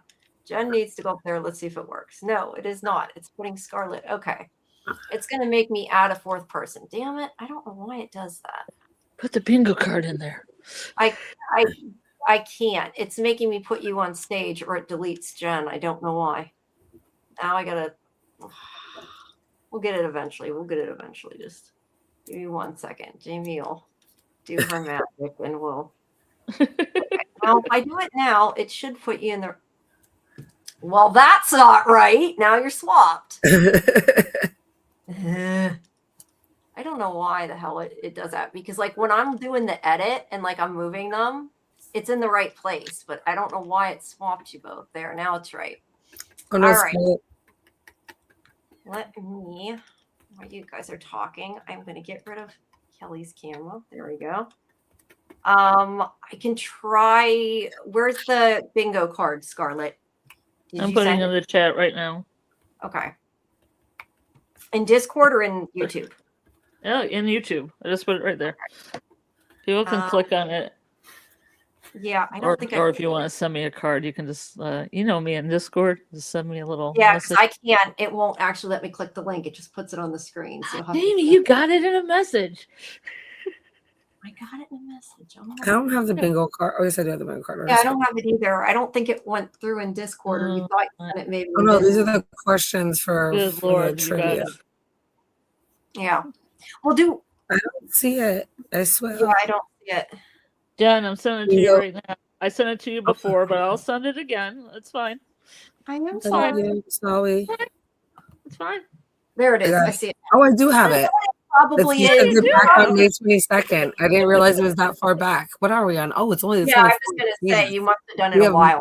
That's why. Yeah, we have a ton of messages in between all that. I didn't realize it was just.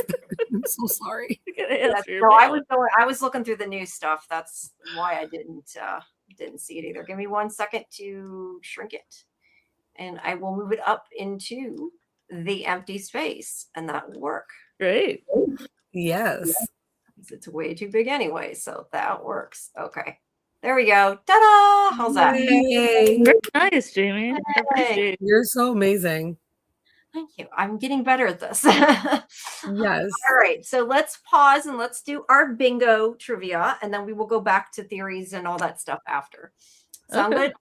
All right. Wonderful. Now you have the questions. You said you have all this, so Okay. go for it. So, if anybody wants a bingo card in the chat, hit on that link. Get a bingo card. Join us with bingo. Yes. Yeah. Susie, I sent you one. I sent you a message, and it's in your Discord. Because I thought Susie always plays bingo with us. You know, Hell she yeah. plays the From Bingo. Yes. It's great. From bingo is fun. So the rules of this game is I have a card with several cast and crew on it, as you can see. The names. You can say this was a random pick because you get one of 3 different random cards. I have 25 questions. And I ask a question, and you guess what actor it is, and then you check the card of that actor. Right. So, I don't know if anybody in the chat has their cards. You want to have your cards? You want me to wait? You ready to go? Yeah. Let us know in the chat if you have your cards so that we can know if we want to start. So we're asking a trivia question, and you're going to check off the answer on the bingo card. Mm-hmm. Yes. If somebody gets a bingo, yell bingo. You're a winner. No prizes. No prizes. Yeah, sorry. No prizes this time. The prize is winning. Very good. You're a winner. Meanwhile, don't forget, guys, to come back tomorrow at 10 Eastern for our full trivia party for Memorial Day. And we'll have more of this. So hopefully this will be a success. Yeah, as well as regular trivia. And we will have parties. Mm-hmm. Okay. I'm looking at my messages. All right. I think we can start. Go ahead. Okay. Sorry. Are you okay, Susie? Susie, I sent you in your Discord. Bingo card, Susie. Go get your bingo card. Well, B's at a disadvantage. I made this for Kelly and Jazzy, because they interview all these people, so it's interesting that they're not here for this. Oh. Well, I made it for people who know the actors. I was going to say, I know most of the actors. I don't know that I know a lot about all of them, but I know none of the actors. I'm going to lose, but this is going to be so much fun with me. Well, you're going to get some knowledge comes at a cost. We have the people in the chat are going to help us too. So, okay. So I'm going to ask one of you, and I could start with Jamie, to pick a number between 1 and 25. 23. Very good. Good choice. Mysterious number 23. Oh, this is a great one. Who played Puck in the Chekhov Collective's Midsummer Night's Dream? One of these people on the bingo card. Are you asking just me or everybody? I'm asking everybody in the chat. Okay, good, because I don't. Whoops, that disappeared. Who played Puck? Are you familiar with Midsummer Night's Dream? Yes. It's a Shakespeare play. Puck is the spirit of the forest. Somebody on this card has played Puck. Anybody know? See, I'll give people a little bit of time. Anybody know? Do you guys know? You have a guess? I have a guess. What's your guess? Wait, I got to see if this person's on there because I might have guessed someone who isn't on here. Hold on. I made this card by the people I knew. This is a randomized card by the people I knew how to spell their names, and I knew that were on the cast or crew. Okay. Now let me ask you a question though. You're doing ones that may not be on our card though, right? Because they're all the same names on all the cards. Oh, okay. There's not extra. I see. I didn't realize that. I'm trying to trick you. No, I didn't realize it was just the same names reordered. I thought there were like some that were on some cards and not the other. Okay. In that case, I'm gonna guess. I don't know. David Alpay. I honestly don't know. I thought it was somebody else, so I don't know. Do you have a guess, Jen? Simon Webster. Oh, that is a good choice too. All right. Anybody in chat have an answer? Anybody in the chat got an answer? Have answers. So it's got to be on the card. Yeah, it's got to be on the card. 3, 12. What's 3 and 12? Those are numbers, I think, between 1 and 25. Oh. I mean, I can do 3 and 12 next. That's a good enough. Yeah, that's cool. Bill says no. Okay. Okay. David Alpe is a great answer. Simon Webster is a great answer, because he's young. But the person who played this and will check it on the card is Elizabeth Saunders. Oh, wow. I assumed no idea. Interesting. I assumed it would be a male. So same here. Yeah. Very good. So, all right. That's here. So we'll put her down. Okay. Okay. Question 3. I'll just do 3 and 12 since that wasn't here. Yeah. Go for it. Which actor was a dancer on the 80s TV show Fame? Oh. Fame, I want to live forever. Oh, yeah. I feel like this is maybe a trick question. Because I feel like I know one of these is a dancer, but I thought somebody else was in Fame. Yeah, I'm with Kimberly. I thought it was, I'm going to say Harold Perrineau, I think is the answer. But I also know Kaylin is a dancer, so. Jen? I'm going to go with Catalina. Oh, yes. I have no idea. Jamie and Kimberly are right. It is Harold. Yay. It is Harold. Wow. Mark it on the card.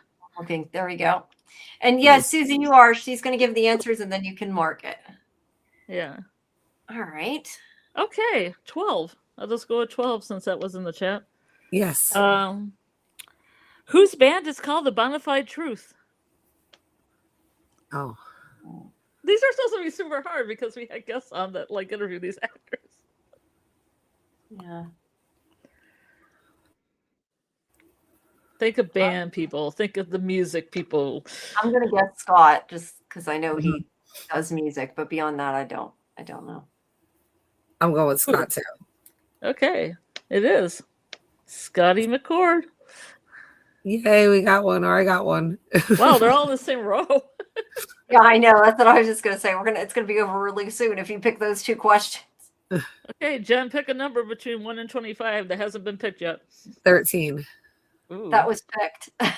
No, 12 was picked. Oh, I'm sorry. Okay, I can't. Well, and Bill Chill says 7, and then Kim says 5.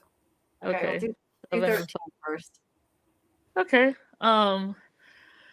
Who worked with the Gina Davis Institute to produce a report from REAL, REAL, to REAL, REEL, representation and inclusion in film and TV produced in British Columbia to support people of color actors or BIPOC, BIPOC.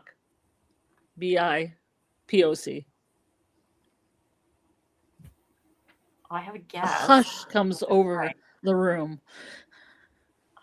I can repeat it again. It's a long question. Who worked with the Gina Davis Institute to produce a report from REAL, which the first REAL is REAL, to REAL, REEL, like film, representation and inclusion in film and TV produced in British Columbia to support BIPOC actors, which would be BIPOC. Yeah. I'm going to guess. Yeah, I would guess maybe Nathan or maybe Pega. I guess it could be Catalina too. I don't know. Yeah, it could be Angela. I'll say Nathan. Why not? All right, I'm going to go with Pega. Pega.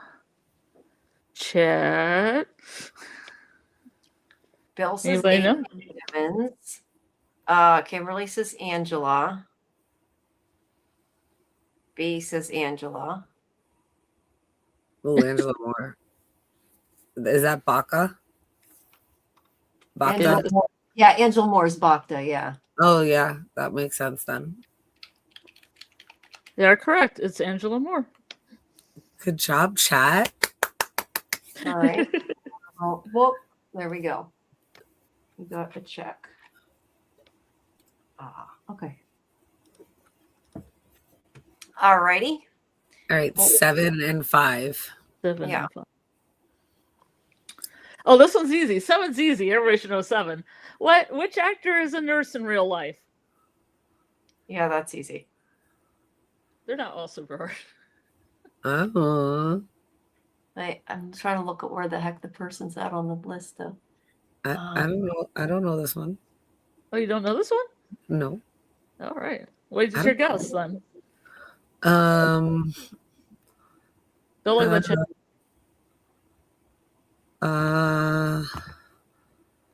Elizabeth May, because I have no idea who that is. Oh, the chat's saying Chloe.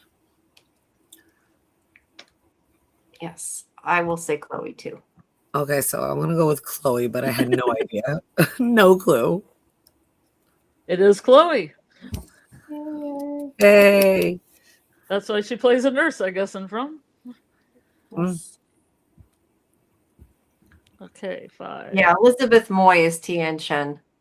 Yeah, I know who none of them are. I wonder if I should bring up the character list, but I feel like that You might can be if you want. Okay, yeah, I have no idea who they are. I'm so sorry. I'm awful at that. That's okay. No disrespect at all to any of the characters. I can't remember them like that. I literally made this for people to interview a lot of these actors. I was gonna say I knew all but the one director just because I've probably emailed them all trying to get them here. I actually put a few down that I knew that Jazzy and Kelly had interviewed. Okay, 5. What From actor wears hokey strings to promote the Women's Support Center in Armenia? Okay. Now I see who people are. Yeah. What From actor wears hokey strings to promote the Women's Support Center in Armenia? I'm gonna guess Pega. Okay, Pega. Jen? I'm gonna go with Avery. Avery. Okay, chat. Answers? Anyone? What is your answer?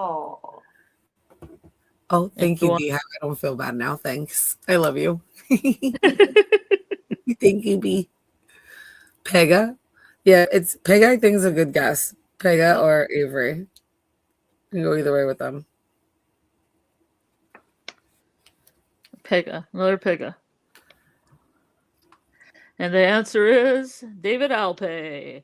Ooh. We were way off. Yeah, we were. In fact, a fun fact is that he wears bracelets and people think it's the copy of Tabitha's bracelet when it's actually these hokey string bracelets. Wow. So a lot of times I have to point it out because I've seen the article about hokey strings, and I think maybe even Kelly brought it up with me. And I was like, okay, those are definitely not the bracelets. And that's his own personal bracelets. Yeah. That's cool because he wears them on the show, right? We saw him wearing a bunch of bracelets when he was like tripping out. Yep. Okay. Jamie, give me a number. Wait, did you do 5? Yeah, did you do? It was 5. Okay. Sorry. I gotta. We'll just do it till we get a bingo. 16. I was trying to do something further away from what you were doing. Okay. What was the number? 16. 16. Okay. This actor voices Lucas the Spider.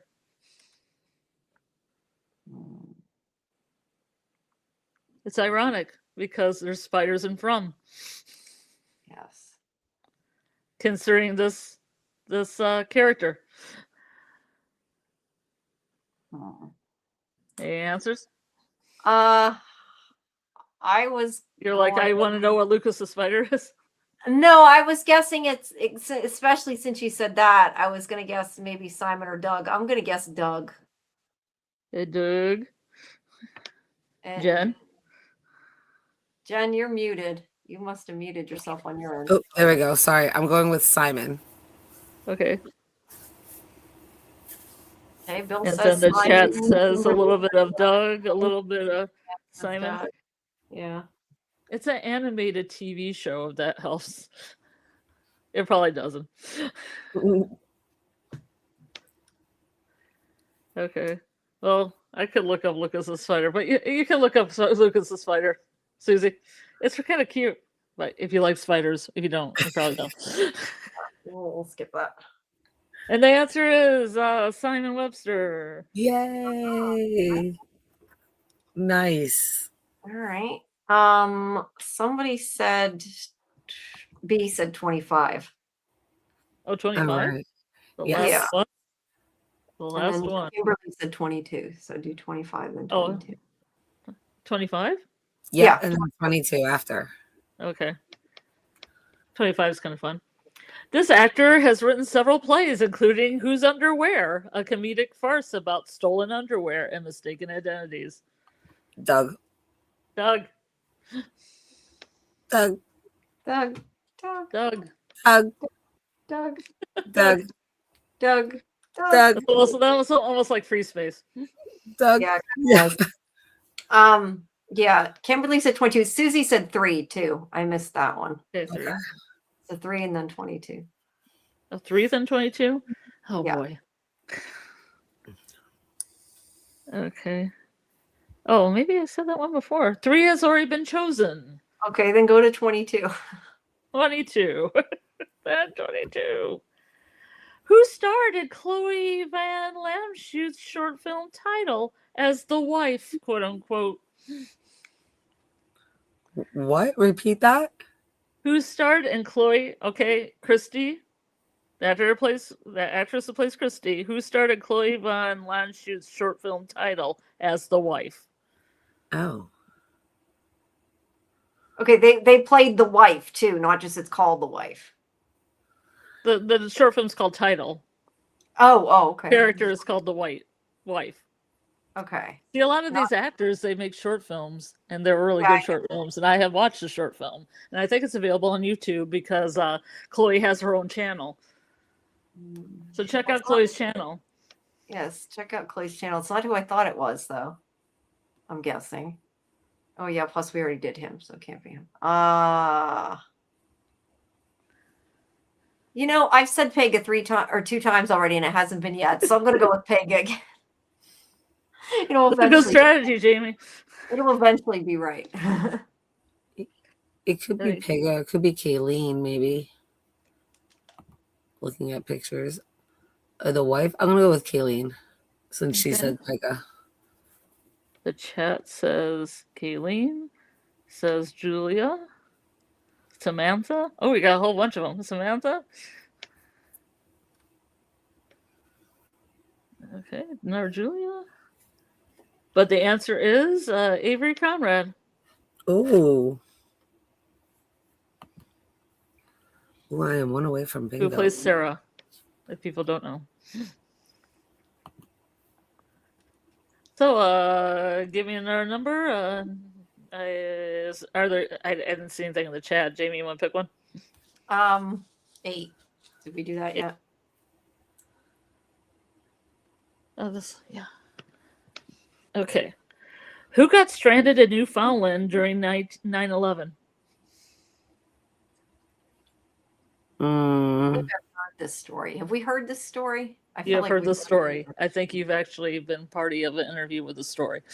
I thought so. Yeah, I'm going to guess John Griffin. Because I feel like it's one or the other, so I'm going to guess John Griffin. And Newfoundland, B. He got stranded in Newfoundland during 9/11. Well, we know it's a he now. So there, now you got a clue. I'm going with John Griffin. John Griffin. It's all kind of fast and loose here, you know.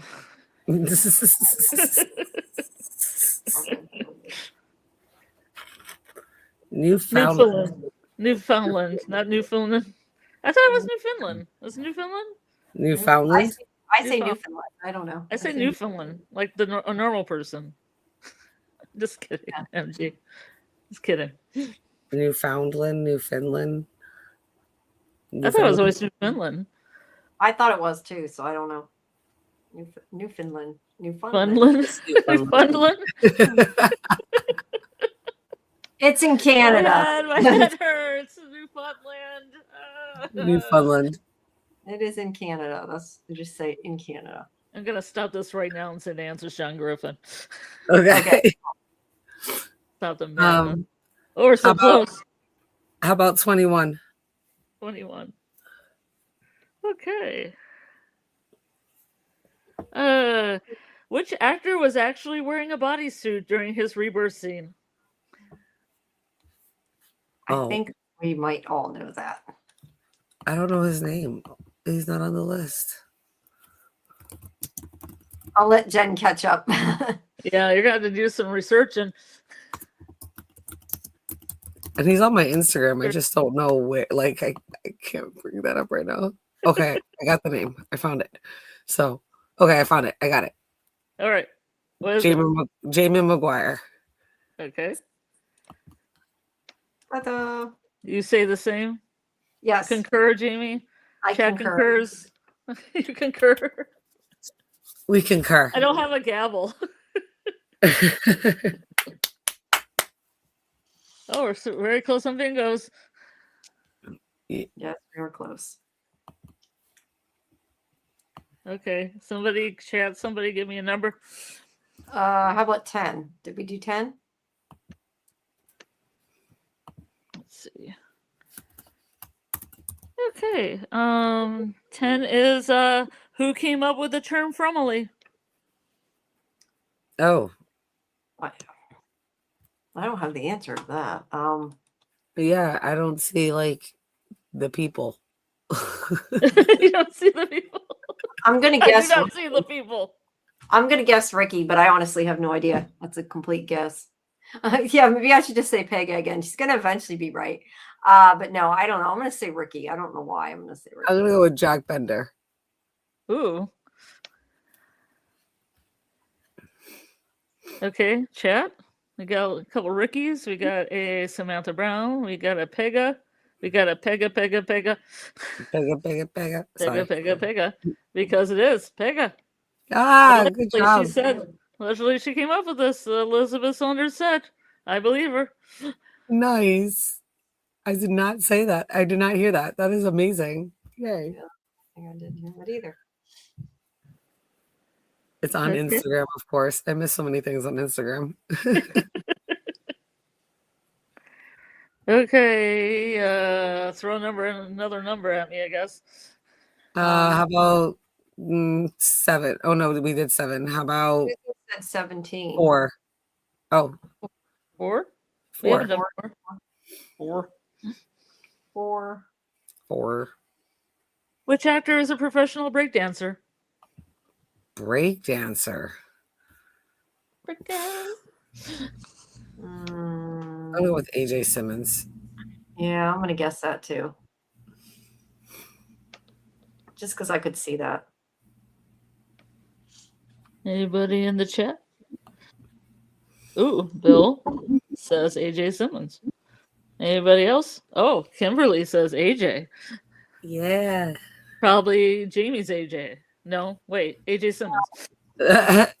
No, not that AJ. Kimberly has bingo. Ooh, Kimberly. Do we have a happy noise? Was that a happy noise? I don't have sound effects, but yeah. No. Do we keep going till we get one or not? Yeah, sure. Why not? Okay, it's AJ Simmons. Okay. Yay. Okay, somebody throw me another. Somebody said 22 and 2. 22 and 2. Yeah, whichever one hasn't been taken. 22 and 2. Wait, I think 22's already been said. Okay, then go with 2. Yeah. Let me get there.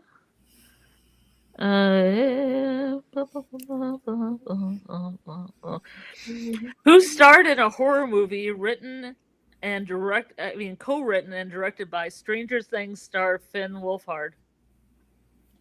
Oh. I'm gonna guess Julia, and MGM has bingo. Yay, MG. Which one's Finn? Out of curiosity, which Stranger Things person is Finn? Finn Wolfhard. He's the one that was also in Ghostbusters. He's Mike. Mike. Okay. 11's boyfriend.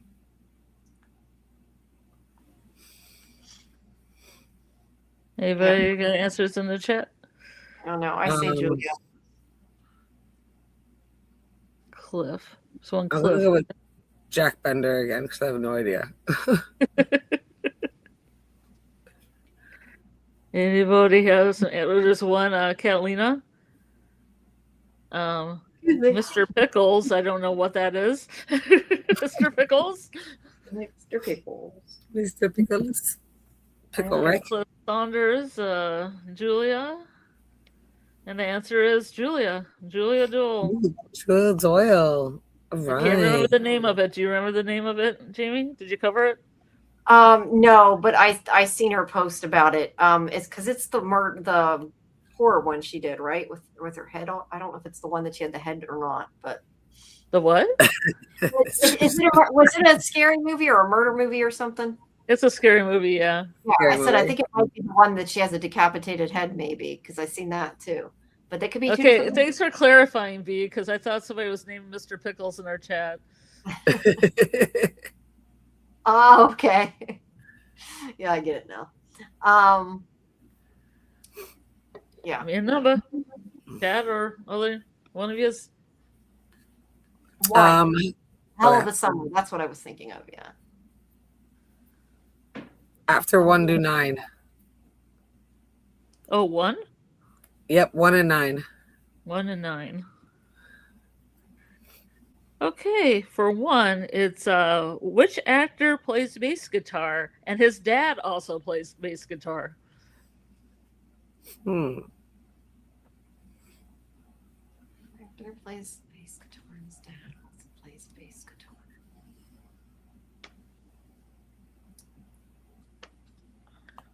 I'm gonna guess Ricky. I don't know. Gotta guess, Jen?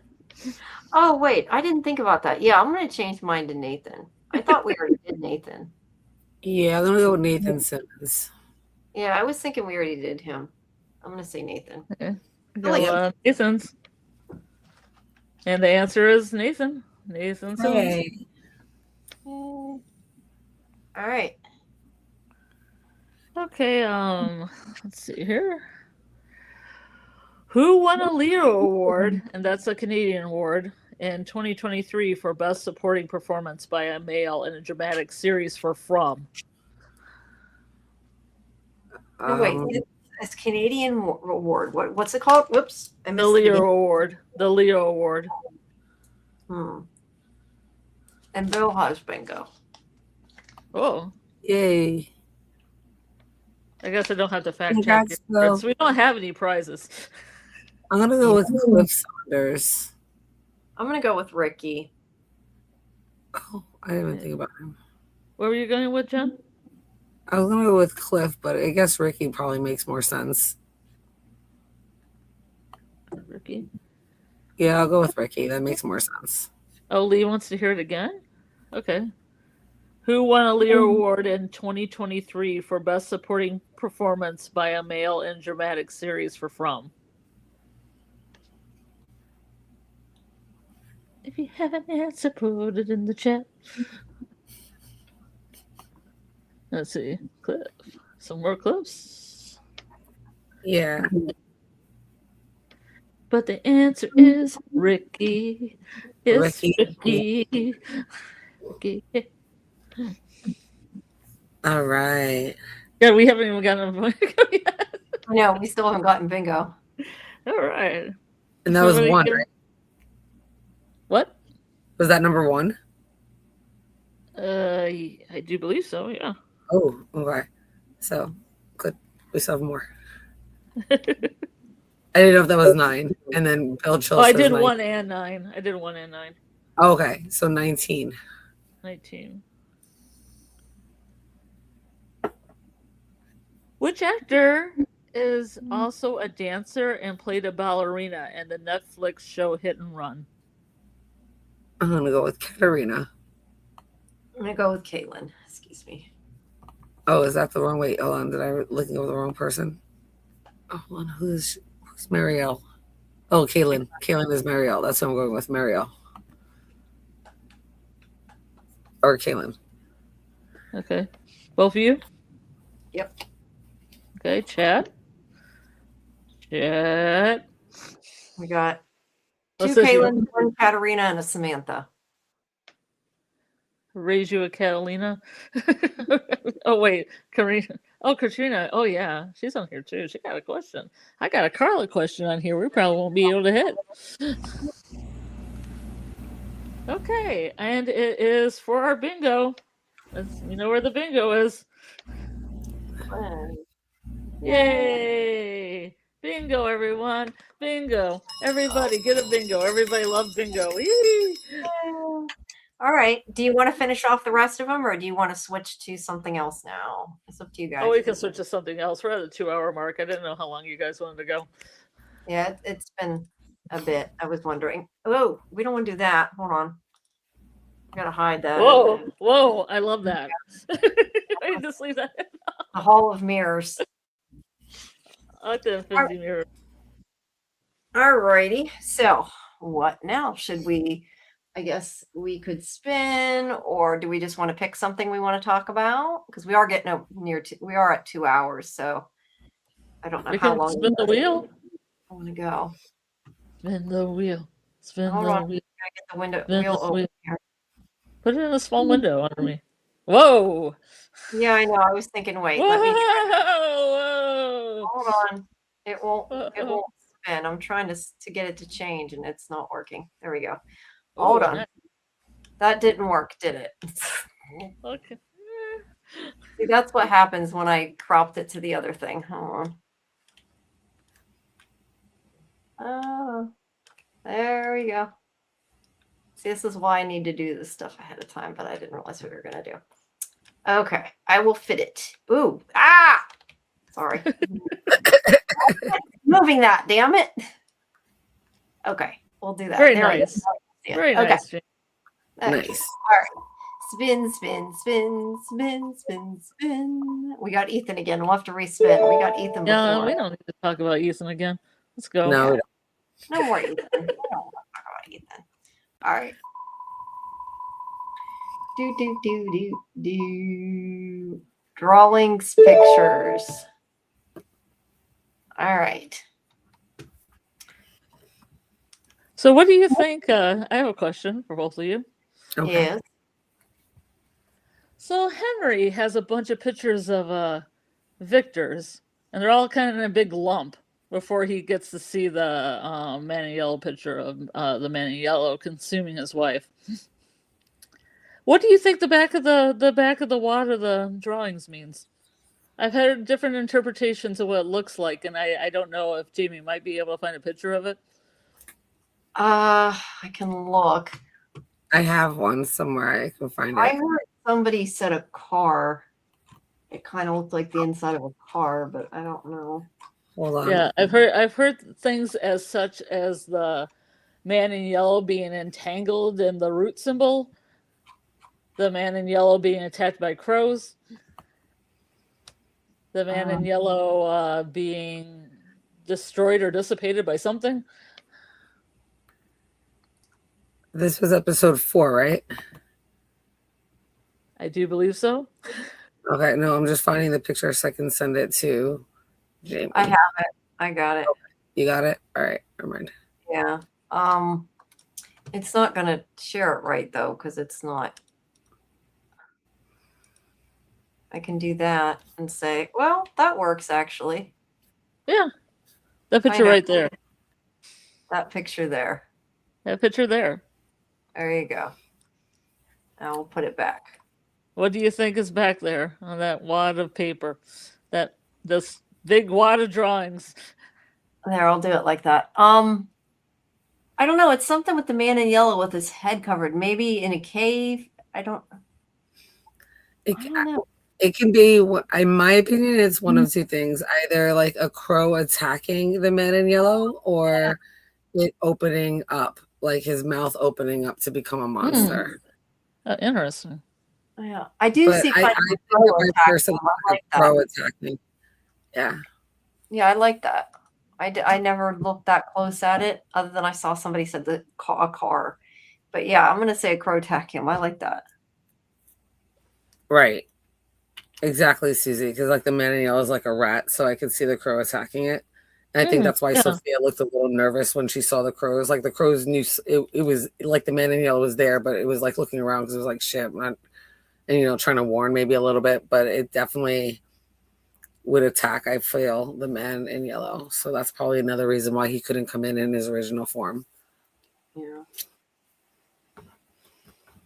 I'm trying to think of those pictures that we've seen for the season. We have like a fishbowl. We've seen like the spiders. I know Jamie doesn't want to talk about spiders, but the spiders, the flood.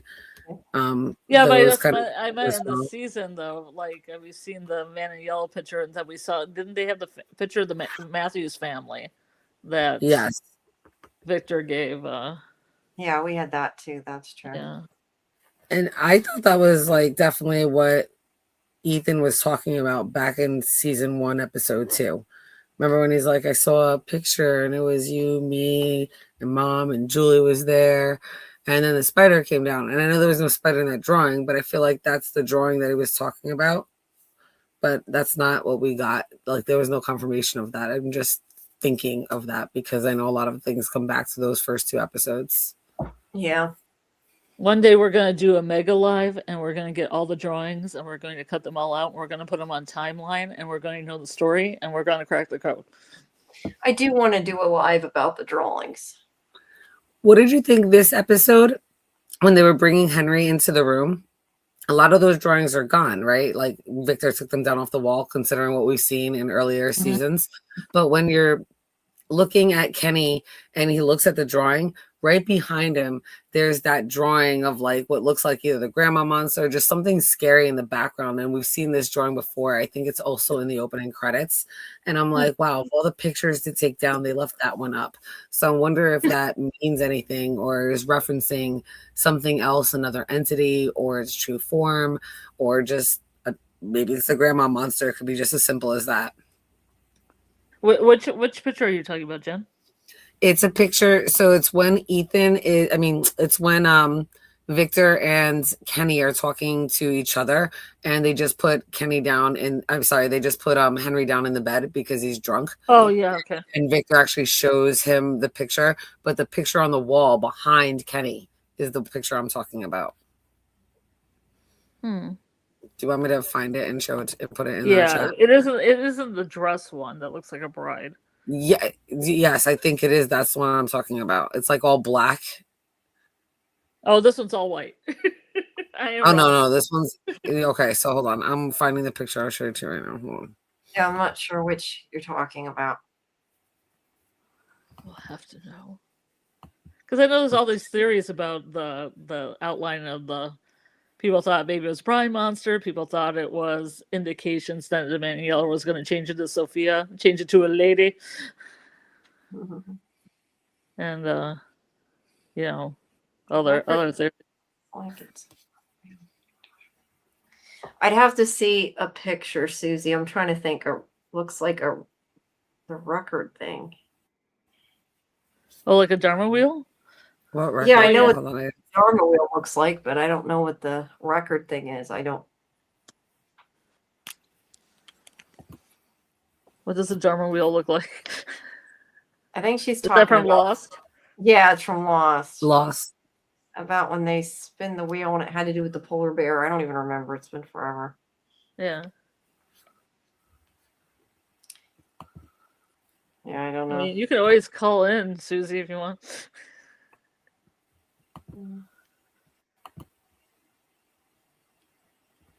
So are you guys gonna look up the photos? I don't know where. Mine. Okay. So I only have this season that I know where they're at. But I can find it fast, except for those couple that were in the trailer. Those I could find. Yeah, I wonder how many drawings there are in all. A lot. I mean, you'd have to do the paintings too. I guess you would have to do also Miranda's paintings, which Miranda's paintings, absolutely. Yeah. And then Ellis's charcoal drawings. Mm-hmm. Like that one eye, that weeping eye. Yeah. The woman with the tea kettle. She has tea kettle for some reason. Is it the same as the eye from the credits? It's charcoal. Like he does his style is charcoal, so there's a lot of kind of black sketches, like black charcoal sketches in the attic room. Mm. And people were saying that the woman with the tea kettle foreshadowed Fatima becoming pregnant, because there's a woman holding a tea kettle, like right kind of where her womb would be. Interesting. I don't know. I'm just thinking of the eye that's in the credits. All right, I just put it. The link is in the private chat to that photo. All right. Hold on. Let me change. Now you said that there's. Oh, okay. I see what you're talking about. Hold on. Oh, poo. Sorry, when I do it, it's got to pop up in OBS that link, or it doesn't work. There. Well, that worked out okay. Oh, yeah, that one? Yeah. Okay. That. Ghost. Yeah, I don't know. Right. Got a hot candy. It could be a bride. It could be the bride monster. I just thought it was, like I said, pretty Is odd. there actually a bride monster? I don't know, but it's odd that there's not many pictures really up on the wall, and that's what he chose to leave on the wall, was that and the two houses, which we see in the opening credits. So I'm wondering if that's supposed to foreshadow something else that's coming. Don't know. Well, maybe. And what would you say? What would you say is around it? Would that look like a door and spider webs? So the right spider web is like the round, or I don't know. Oh, those white kind of, yeah. Yeah. Broken glass. I don't know why. Like I'm envisioning like a broken window, like looking into it. Oh, yeah. Because I remember they had that other drawing where it looked like a monster was walking in the front door in somebody's house. I wonder if they could also smash windows. Yeah. You want to do another category? Yeah. I think we're kind of draw it out. Yeah, hold on. I gotta change it back. Hold on. I'm looking for which damn window it is. Hold on. In the wheel. There we go. If anybody in the chat has interesting anything to ask, please ask. Yes. Don't be shy. All right. Oh boy. No, it says Talisman totems. Oh. Okay. All right. So, yeah, I don't know. Do we have anything new to say about the or the totems? I mean, we know that Tabitha used them to. If you kill dolls. Yeah, I think she must have seen, and we said this in, but I think she must have seen somebody use them, because I don't think she could have, as a girl, pulled that out of the ground. It would be too heavy and too big. Unless she has supernatural skills. Witchy powers. Skill set. Yeah, witchy or fairy powers, as we pointed out previously. I'm wondering if she made them. Oh, the actual totem? Yeah. Maybe, but how would she know it would work? I don't know. How does anybody know how anything works? Maybe they else would work. Yeah, they might have figured out the nightmare realm part of From. Yeah, I don't know. Kind of like the cicada monsters. Sarah makes the reference that was Nathan's biggest nightmare. Like he was really afraid of cicadas, and that's what we saw. So I know that there's other connections to what the cicadas could be, but we definitely see that, or we hear that line that Sarah says. So it's definitely a connection to there being nightmares that come to life. And I believe somebody else mentioned something of that nature as well, or like asked that questions, if like the nightmares really come to life. So I do think that there's a reason why this has been said or seen. And it could be because somebody created it or cast a spell about it. And that's why we see that. maybe. Bill said, how many totem swords are there? Is there 4? I don't remember how many there are, but they are oddly placed. We have the 2 like when you walk into Cannibal Village, but then the rest of them, they're not really like placed in front of a door. They're just like oddly placed around. I thought there were 6, but I could be mistaken. I honestly don't remember how many there were. Does anybody in the chat know? I mean, there were 4 dolls, so I'm like thinking maybe there's 4, but I think there was more than 4. There were 3 dolls. Why am I thinking there was 4? Are you thinking of like Megan Pratt's doll from episode 1?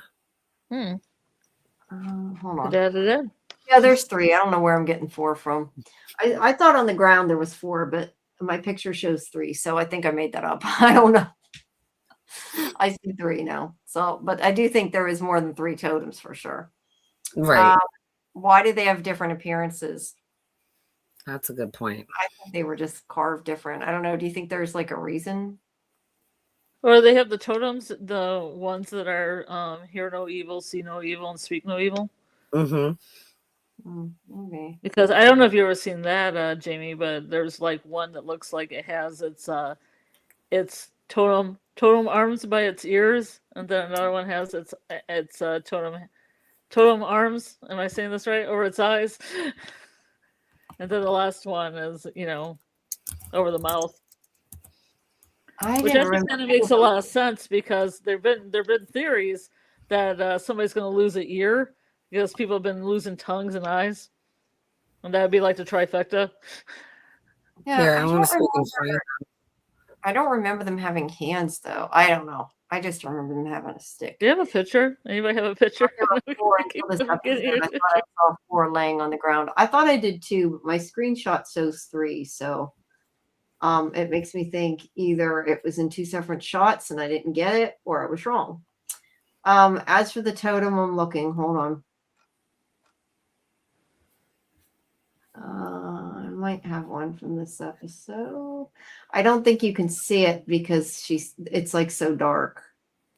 Yeah, you can just see in the picture, you can see kind of like the skull on top of it, and then like the pointy thing. You can't really see anything of it, so I can't really answer that. May says, were they just that quick creating them to deal with the dolls, or were they always to deal with insert monsters here? Ooh, maybe. So I have a question. Do you think in every cycle they're able to create some type of a amulet of protection? The totems, the talisman. Do you think like this cycle somebody will be able to create something that will be protection for future cycles? Do you think the golem will be that? Interesting. I don't think like they create talisman each cycle, if that's what you mean. But could the golem protect them? Well, maybe. Like no, just like they create some type of protection. Like the totem poles was one cycle, the talisman was a different. Something was created for different cycles for whatever different monsters or different. I don't know. Yeah, maybe. I hadn't thought of that. I guess it's possible. Randall was carving one. You are right, MG. It did look like he was carving that, yeah. Maze had also said about the totems. Were they there when she was little, or the dolls were created when she was little? Wait, have you used to kill the characters already there? Yeah, they were already there. That's why I kind of assumed that she saw somebody use them to kill one and it worked, so she used it. That was kind of how I took it, but that doesn't necessarily mean that's the case. Hi, Heather. Welcome. Susie says, do any of them work, or is it just belief, or is it because they're made with iron? Where does the iron in Farmville come from, and is it meteorites? Yeah, I heard other people saying something about iron. Do we actually know it's iron, though, or are people just assuming that? Would be my question. I don't think people that think it's a fairy realm are using that one because it protects against in mythology. Yeah. Yeah, fair. Anything else about the talisman? I said earlier, I know a lot of people think maybe Julie's going to put them there for Boyd to find, which I kind of like the idea of. I like Randall carving. I like Randall carving them and Julie bringing them with her and placing them there. I do like that idea. Because he was doing that in the bus. He was making a little carving. Mm-hmm. Yeah, I have a picture of the talismans if you want to show it. I would send it to you, Jamie. What I'm saying about the hear no evil, speak no evil one. Okay. Oh, yeah. Go ahead. I assume you mean in Discord. Go ahead. Yeah. I mean, it's kind of funky, but you get the idea. It's like one of them has its little totem arms. It looks like little totem arms up around its ears. And then the one in the middle looks like it has stuff over its mouth. So the last one would have stuff over its eyes. But it's kind of blurry and weird. And I don't know how to get one that isn't blurry, nor not weird. Hold on. I don't know why it doesn't want to change that easy. Hold on, I'm looking for it. I mean, I have it, but I'm trying to get it to. It's also interesting that the bottom of the totems is like a spear, right? It wasn't like a flat pole, like it was like carved like a spear. Like it was definitely meant to kill. Like when it went through the thing, it was definitely carved like a spear. So it was like put into the ground like a warrior would put their spear before they enter their hut or home. Whoops, that was not what I meant to do. Hold on. Private correspondence. Yeah, or it could just be that it was a spear to because it was like ground, Yeah, like a stake. It could be that as well. I can't get it to. It's not gonna. Oh, there it goes. There's the other one. See, to me, the third one has its arms down though, so I'm not sure. I can't really see the third one really well. I was trying to find a better picture. No, but the second one in the middle to me looks like its arms are straight down. Well, the one in the middle, its mouth is the one it's like it looks like it's sewn up. Oh, okay. Cool. No, I don't know. I did not notice. Mouth, Jamie. I'll take it for your word for it. That's interesting. And then the other one has its eyes. Its eyes are the focus. Yeah, the other one I can see. It looks like its heads up at its eyes, but the second one I don't know. I can't tell. All right, but they're usually put up to ward off evil. Yeah, like the ancient evil that's in these woods. Yeah, there's a lot of evil in this town. Let's put it that way. Hey, Fletcher, welcome. We had talked a little bit about your theory earlier, and hopefully I explained it right in my summary. All right, do we want to spin again? I know it's getting pretty late. We've been on for almost 2.5 hours. Yeah, I wondered which totem did Jay tear apart? I don't know. I can't remember. I know there's more than 3 of them, though. I do know that. Because I remember the press dumper photos before. I would assume it had to be one of the ones by the entrance because they were outside of Cannibal Village and he had run back to grab something really quick. So I'm assuming it's got to be one of the ones that when Don, we saw in the background of Donna and Tabitha when they were walking up to it. I'm gonna assume that. I don't know that because I have to go back and probably rewatch. Hey, Dieter. Yeah, hey, Dieter. I'm not sure. Yeah, I don't know. Since it's missing, it's hard to say where it was. I don't remember without going back to that episode. Oh, they didn't take. I was thinking they took the whole thing out. You're right. They just took the bottom piece, the leg piece. Yeah.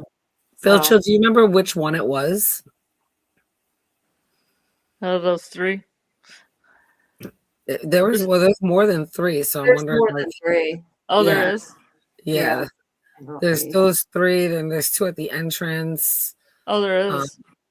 There was one by where Donna was making that fire.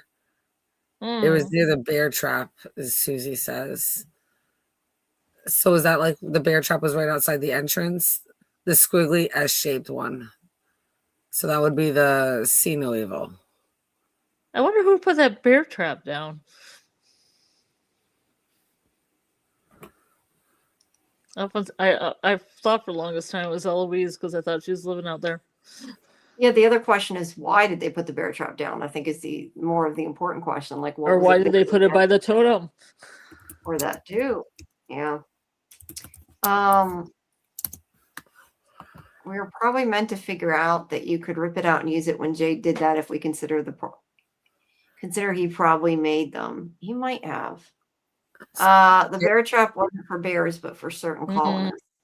Bear traps were invented in the early 1700s, so definitely in those cycles. Right? What 1752 is it, or 1762? I forget which. 1752. 1752. Yeah, 1752. Yeah. So, gosh, I hope that wasn't used on Jade. Oh man. Or Tabby. I will have to figure out how to do that. Dieter, I'm looking. I lost my. I don't know how to do that. I'm trying to see. So yeah, I don't know anything else. No. Yeah, I don't know. I'd have to stop to do it. I can't. I don't know where they're at or how to do that. Sticker gifts. I'm not sure how to do that. Heather has a good question. Hold on, let me scan. Heather does have a good question. Speaking of see no evil, Sarah took Elgin's eye, Toby's tongue. Whose ear is she going to take before the show is over? I like that. I like that. Whose ears? Her own ear? No. Sarah's. Huh. Like, whose ears are important? Jade's ears are important because he has a ear to play the music. Who else? The like button or Tabby dolls are coming for you. I like that, Fletcher. Fletcher. I'm like not even knowing anybody's name now. My head's hurting. Sorry.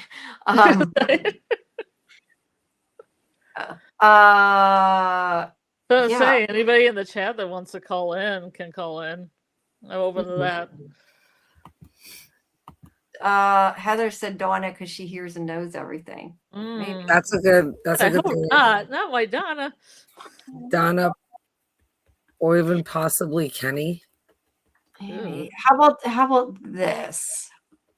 Who do you guys? Because I was just thinking before when we were saying everybody thought Donna was going to die because of what she said. Who do you now think is going to die? Like who's your top that you think might bite it?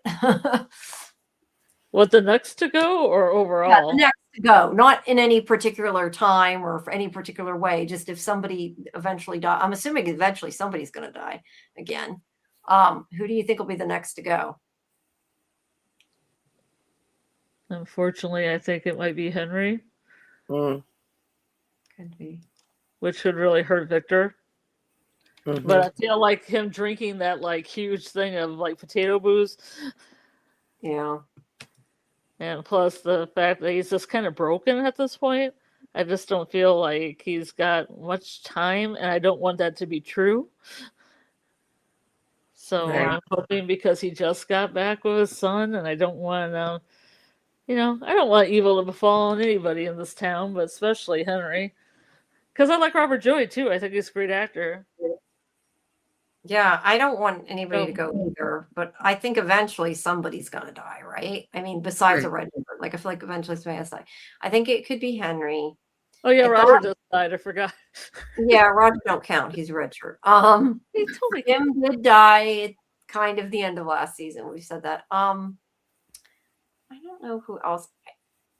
Like I said, I care about Dawn and Jade. Those are my favorites. I think Boyd may die, but if he does, I don't think it'll be till the end of the show. It'll be at the end, yeah. Yeah. I don't know. Like, I think Henry's gonna go, but not yet. I think we'll see him for a couple more episodes. I think he'll go closer to the end. I think the next person to die would be possibly still Donna is on the plate, and possibly Elgin. Right? Elgin, really? Yeah, possibly. Why? Might be a couple red shirts. You might have like sepsis. What did you say? You might have like sepsis. You know, it is all these injuries and no antibiotics. It is kind of strange they can live through these things without really much antibiotics. But then again, they just had the ambulance come in, so they probably got a whole new amount of antibiotics. Right.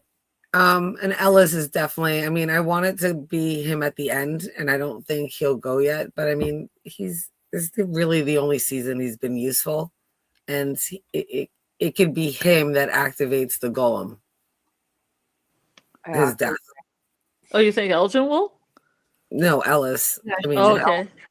How do you think the golem's going to be activated? Yeah, I don't know. I'm really curious to see how this is going to like happen, because everything that I know of, and please, you know, a lot of this kind of thing too, it has to be some type of a ritual, an incantation, some type of a spell. You need to do something to bring it to life, set it on fire with a spell, something. Yeah. So I'm quite curious to see how she's going to do that. I wonder if something's going to whisper to her. Maybe we'll get the kimono lady back whispering to her, maybe something else. And if that's the case, then is this going to be like some kind of Trojan horse, right? Where like the monsters or something can get in through the golem and it really won't be an ally on their side. That's not really what I want, but I could see that being a possibility. Yeah. What do you think? It said it could be activated by a static experience induced by the ritual use of various letters of the Hebrew alphabet, forming one of the names of God. The piece was written on a piece of paper, and we love our pieces of paper on the show, and inserted into the mouth or forehead of the golem. Yeah. I forgot Really about that. Gonna get one of her bookmarks? Yes. Because that X almost looks like a Hebrew letter as well. The one that's I wonder what she's gonna have to put into that golem's mouth.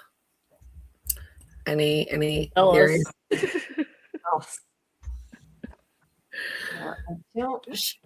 She might. Yeah, but she's got two. I mean, I don't know if she can murder another person, because I had in my theories thing. I was going to ask you about. I was going to ask you if Fatima was going to be revealed as a murderess, or is she just getting off scot-free here? I think she's going to wind up getting off scot-free, to be quite honest. Yeah, I think so too. Except for Smiley showing up at her window. Yeah, I don't think anybody's going to pull it, like tie anything together with Tilly. I think she's going to get off scot-free. Yeah. Do you think Smiley and the golem will battle each other? I want that so bad. I think that would be epic. That would be so epic. I want that so bad. Golem versus freaking Smiley. Let's go. But I do think that Kenny and Boyd are going to try to, well, specifically Kenny, I think he's going to try to trap Smiley and use Fatima and her connection as bait. And that's why I'm wondering if like she does activate the golem and it comes down like they have a fight, like Street Fighter style. The music starts playing. The question is, who wins if that happens? I want like a final move and everything, like Mortal Kombat. Finish him. Sorry. Finish him. That would be funny. But yeah, you know, we love our papers, and she's gonna have to write something down or say something. So I'm curious to see how that's gonna happen. We all think it's gonna probably backfire, I assume, right? Yeah, but her dad might have known that information because he had studied all the different kinds of mythological and religious systems. But does she know that? Heard it in passing? Yeah. Probably not, but maybe it's in there. I'm hoping, right? Yeah. I mean, that thing's got to get up and move, right? It can't just sit there. Right. It's going to like break through the floor and kill people if it does. It's going to land perfectly on its feet and then just jump out like a cat into the night. Wow. So, yeah. I can see the golem turning around and killing people. Even turning around and killing Ellis. That would be fucking sick. Yeah. Because it says on Wikipedia the existence of golem is sometimes a mixed blessing. Golems are not intelligent. If commanded to perform a task, they will perform the instructions literally. In many depictions, golems are inherently perfectly obedient. So that could be a problem. So and it's really his modern form, the golem of Shem, became enormous and uncooperative. In one version of the story, the rabbi had to resort to trickery to deactivate it, whereupon it crumbled upon its creator and crushed him. Hey, thanks, Dieter. Yeah, thanks, it could even be the end of Fatima, right? so Not in the beginning, but can wind up being the end of Fatima. Yeah, it could be. I mean, it could be that like they're Alice. big and stupid, so She has it to could be take very out careful Smiley with and then her. crumble right on Fatima and smush her like a grape. Yeah. If she says kill the monsters, what if it thinks that Boyd's a monster and goes after Boyd instead Maybe of like Smiley? Fatima's a monster because she gave birth to a monster. That's true too. Yeah. Because of the connection, it might not know the difference. Yeah. I don't know if this golem's such a good idea now. Or what if the golem protects both Fatima and Smiley because they know it knows its connection and kills like everything else, but Smiley, I don't know. It's crazy. I'm really curious to see how they're gonna pull this off. It just destroys everything but Alice and Smiley. That would be bad. You're not my daddy. Yeah. So Smiley's like Pop Pop, and Boyd can live too. It'll be Pop Pop and Daddy. Daddy. He'll be like Sophia. Daddy, Daddy. I want my daddy. We'd have to. I wish Jamie McGuire had that scene. We don't want to go through another cycle. No. No more cycles. All right. You guys want to go a couple more? I don't know how long you guys want to go. We've been there here. We're going up on 3. Do you want to go to 3? Then end it? Till 3 hours. Yeah, I think I can make 3 hours. Do you want to? I was waiting to see what you guys were going to say. I'll post the StreamYard link in if you want to. Yeah. If you want to join? I do think at 3. I think we need to wrap it up. Yeah. I know I'm like struggling here. So I already had a really long day. So long day in the rain. Long day with steampunks. Long day. Yes. And unfortunately, no new From to make it better, right? No. Just the theories. Just the wheel. Just the golem. I mean, my mind just goes crazy now thinking about like who the golem could punch or who it could fall apart on or what thing she says that could be taken a totally different way. Exactly. Golem, So help us. And he helps them by killing everyone because that's the best way because they're all suffering. Right? Helps them like Abby would. Yeah, helps them like Abby would. Exactly. I guess they're all in the family now. That's some weird family tree. We got like Smiley here. We got the golem.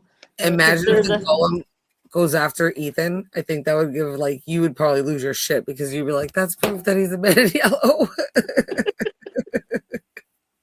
Yeah, because I mean, if he doesn't die, it's probably the 6th time Ethan's almost died. So that's the thing. That gets into some kind of area like the Dark TV show where it's kind of like, well, you can't die, obviously, because blah, blah. Yeah. Right. Well, unless it's like split off into alternate universes, then anybody can die, right? I feel like it depends how the time works. Do you believe in alternate universes? Do you think there's multiple Froms? Because I read a theory about there's 2 or 3 of the town. I mean, I don't personally think that, but I'm saying that could be a theory. I know, but yeah. B says maybe the golem's going to be Abby's proxy. That's something I didn't think of. Yeah, maybe Abby could use that it. ring.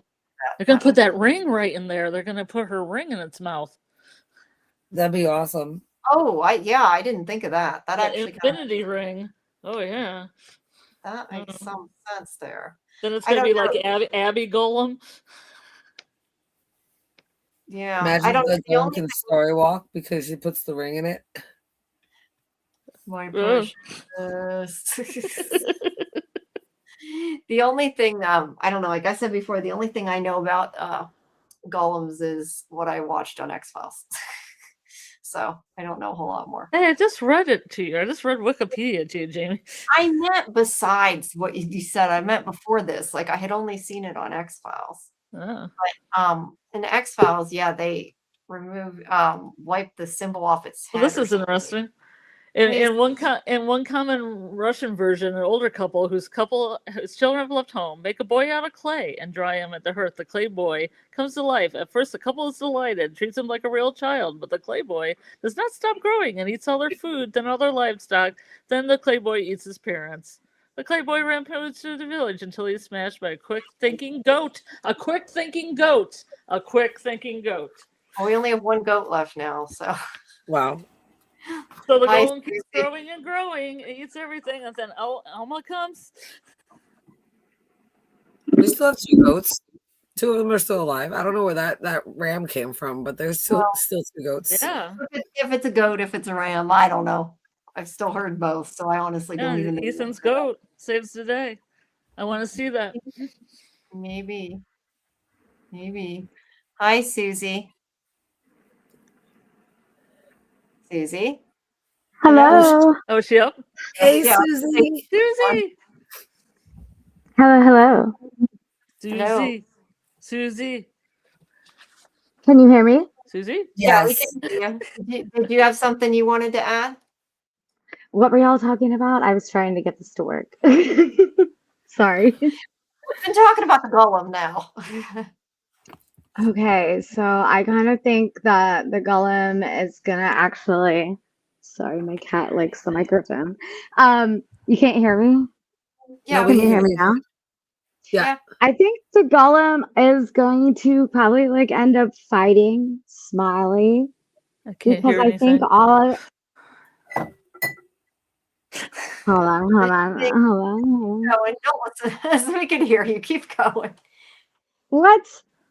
I think all the monsters are just like naturally opposed to each other, kind of like the cicadas killed Smiley before with the blood, and the crows are like kind of like weird to the man in yellow vibe. Like I think, but I also think that might make like I think Kenny's gonna die because him dying, he's freaked out by the golem, and I think him dying will make the golem come alive.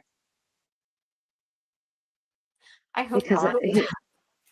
That's really like, interesting.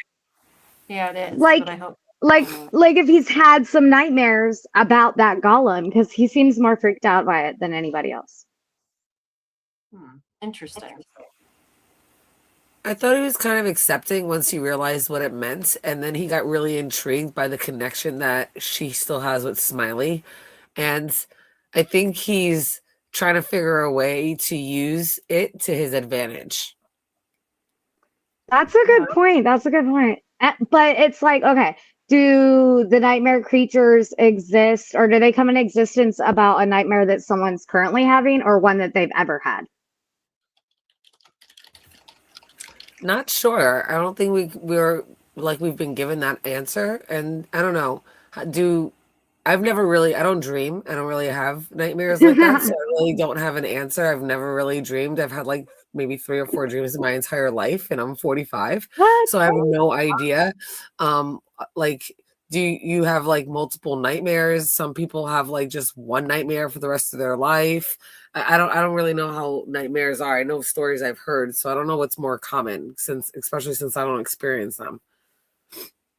I mean, I don't know. I've had different nightmares throughout my life. I don't know if I remember all of them, but I think the thing that we do know, at least now, is it seems like the person has to die before the nightmares come to life, right? At least that's Right. That's what it seems like. Yeah. Yeah. I don't know. That's how I would take it, but I don't know. Anything else about the golem? Trying to think anything else other than it should be falling through the floor. Not destroying Yeah, the it floor. seems like pretty like a wet for that wood, man. I live in basically a wooden cabin, and that would not be. Yeah, that's not ideal. Not the best place to make it. Now that No. Ellis is coming back, how do you think he'll react to it since he doesn't know about it yet?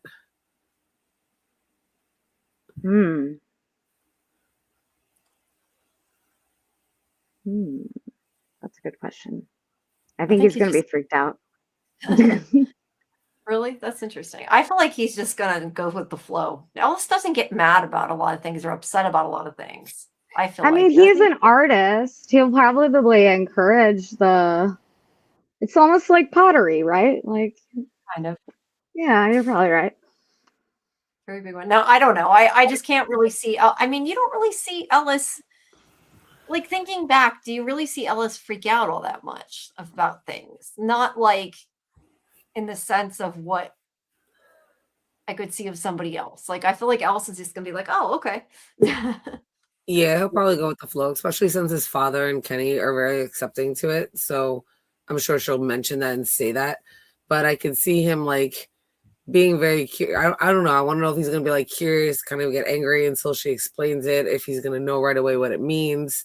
I just want to see like, I don't know. Like I said, Ellis, I feel for the first time ever in 4 seasons, he's actually doing something. So I want to see that keep going on the right track.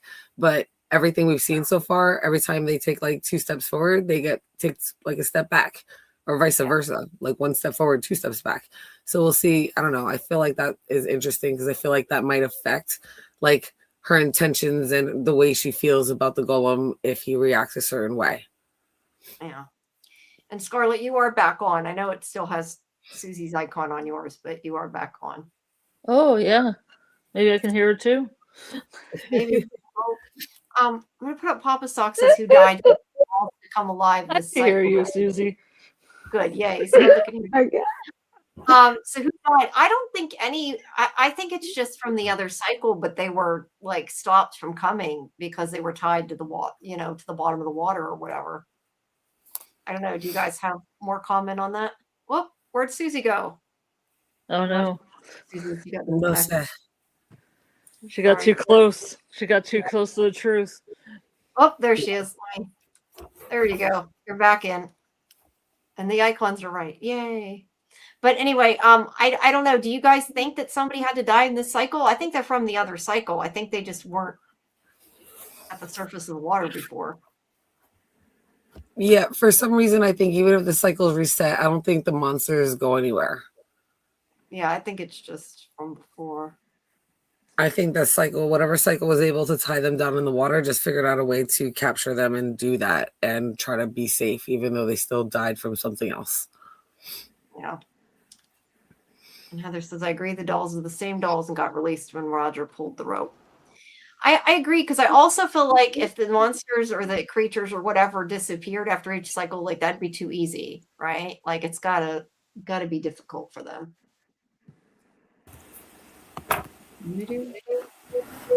All right. Do we want to spin again?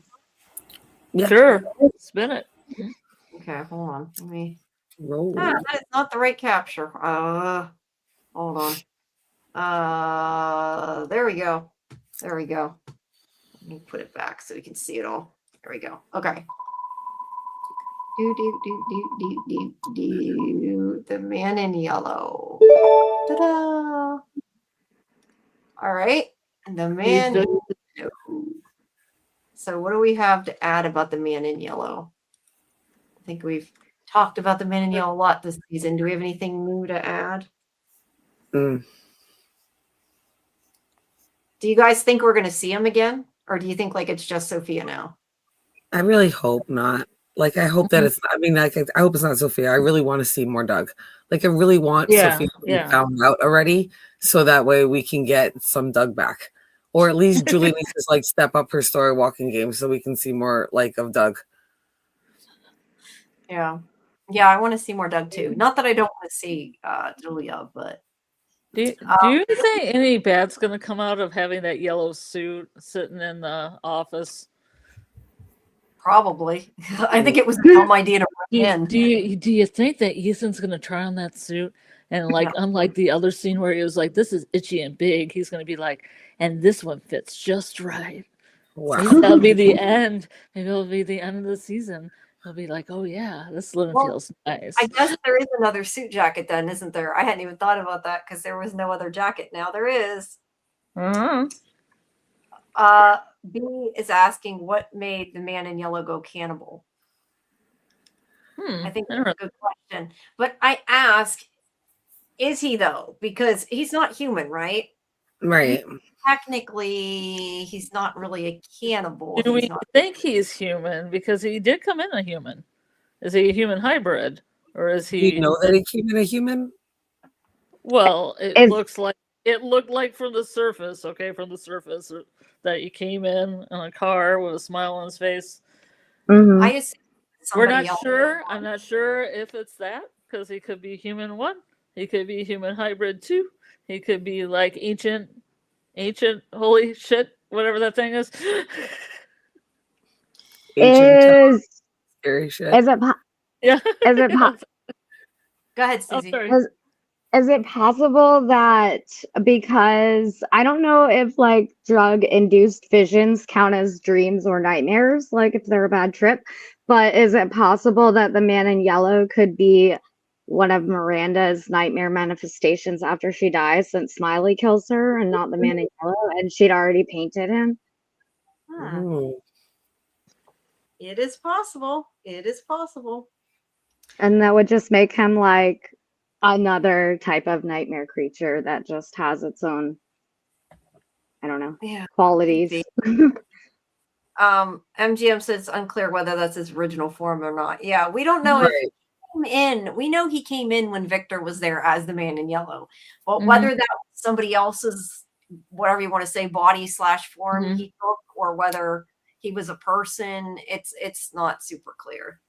There's a Mhm. lot of things that I feel like we assume, just like I also don't think that we can assume, and we've talked about this before, but I also don't think that we can assume that all of the whispers have been him either that were in the beginning of this of the Yeah. show.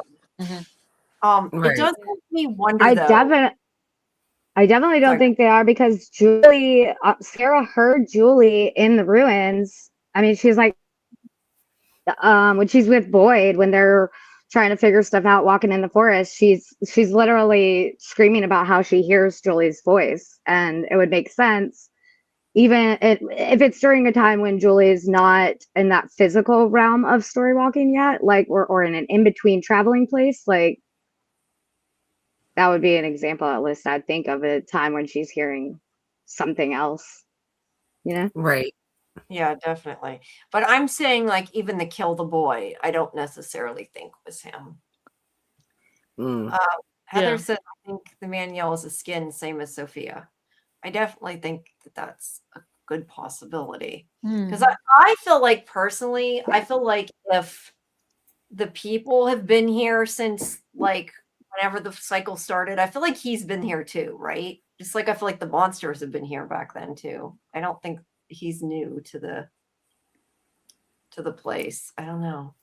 Well, considering that Yeah. Sophia has had to like touch stuff for like his power, or whatever, for the magic to work, whatever you want to call it. I wonder if it, like, the fact that that came up on Sarah's arm, was it real? Was it a vision? Because nothing touched her. So that makes me think it couldn't have been the man in yellow. Like, it had to be something else, or like a vision. Maybe he did give her a vision, but definitely, I don't know, something I don't different. Close, right? I don't think it has to touch people though, because they're not touching Marielle when she's having that freak out in the ambulance, and it's not touching Sarah when she's coming down the stairs. That's true. She She's was like in in the that. room. Did Right. she touch Sarah before Sarah left the room? I don't know that she did. I- I'm asking because I don't know. I don't remember. No, but she was doing that weird prayer shit. Yeah. Yeah. Yeah, but it makes me, I was going to say though, it does make me wonder, like the fact that I kind of assume the monsters, because they were the townspeople, is outside of the nightmares brought to life, at least in my own opinion. I agree. But it makes me question, because they're called nightmare creatures, like in the credits. Was that just like a clue to us, or like why are they called that, right? Or did they just call them that because they're like the stuff of nightmares and it's not even relevant? I don't know. I But think it was a clue. I think everything is like that, where we're going to reflect on it later, where you're going to be like, oh my God, it was so right there. yeah. Yeah. MGM says, she said there's an ancient evil, unclear whether that's him or another entity yet. We know the interview article from Hollywood Reporter said he was the big bad, so we presume he's a supreme entity. Interesting. I don't know. I've been saying from the beginning, I thought he was the big bad. I know you guys didn't think that before. Do you think being the big bad means like the creator of this place, or just the big bad to the cycle that these people keep getting sort of entrapped in? I think it just means he's like the main big villain. I don't think it necessarily means anything more than that, but I don't know. Yeah, but it's interesting because those are kind of two different things. Like one is the one that came up and made the contract, and the other one is something that existed before the contract. Is that what you're getting at, Susie? Yeah, kind of like because it seems like they were. I mean, did this entire world just come about because of this contract, or is it a place they already were? I guess that would be the main question then. Yeah, I would say post contract, because I feel like when the people die, they manifest things. So I wonder how many people have died that maybe manifested the buildings of the town. Like maybe it is an ancient deity. Maybe it's the people that is killed or that it's killed. Yeah. Because fears can manifest. I couldn't see other things manifesting, or maybe the imagination of children manifests things, after post curse. Interesting. Right. See, I kind of always assumed that the town was the town until they made the deal, and then it became like a cursed town, and that's why they were stuck there because of this. But I don't know. I think that's possible. I don't think we'll know until they tell us, but probably not. It's definitely an assumption. I don't know. I just kind of always assumed that. Fletcher says they touch, they break, they steal. Here they come. They equal the man and yellow entity. Sophie's been touching and breaking stuff. I mean, Sophie has been touching things. She did touch Marielle, but to be fair, Marielle started having that hallucination or whatever it was before she touched her, because she had it out in the ambulance. So I'm not even sure what that means. Right. Mm-hmm. And there was going through the radio there, and I wrote down all the numbers that were on the radio, and a bunch of there were definitely not dates, because there was one that's like 4888, and then others that were in 7,000s. I cannot figure out what those numbers could represent, but it's almost like, and it wouldn't be the first time that we've seen, whether it feels like it would be the man in yellow entity putting that onto Marielle, but it's not the first time we've seen something come through radios and telephones that aren't actually hooked up to anything in the show. So it's interesting, is that a way that the man in yellow can transfer things, or is it something else? It feels like it must be. Do you ever think we're going to get an answer to who moved stuff around that book and the poltergeist activity? Because it never got an answer. Probably eventually. I just think it was right now the least, one of the less important things, maybe. I don't know, because you're right. They never mentioned it again, and they probably should have. But it feels like it's either Jim or Julie, and because of that, whatever answers what's going on with Jim or Julie's story walking as it continues will kind of lead to the answer. You know what I mean? Maybe, but I feel like it's not Julie, because why would she be invisible? We see her when she story walks. Getting out of the loop. Getting pulled back out of the loop. I don't know. Maybe it's Eloise now. And I'm joking. I don't know. Yeah, I don't know. I assume eventually we'll know. And I forgot what else I was going to say because it went bye-bye.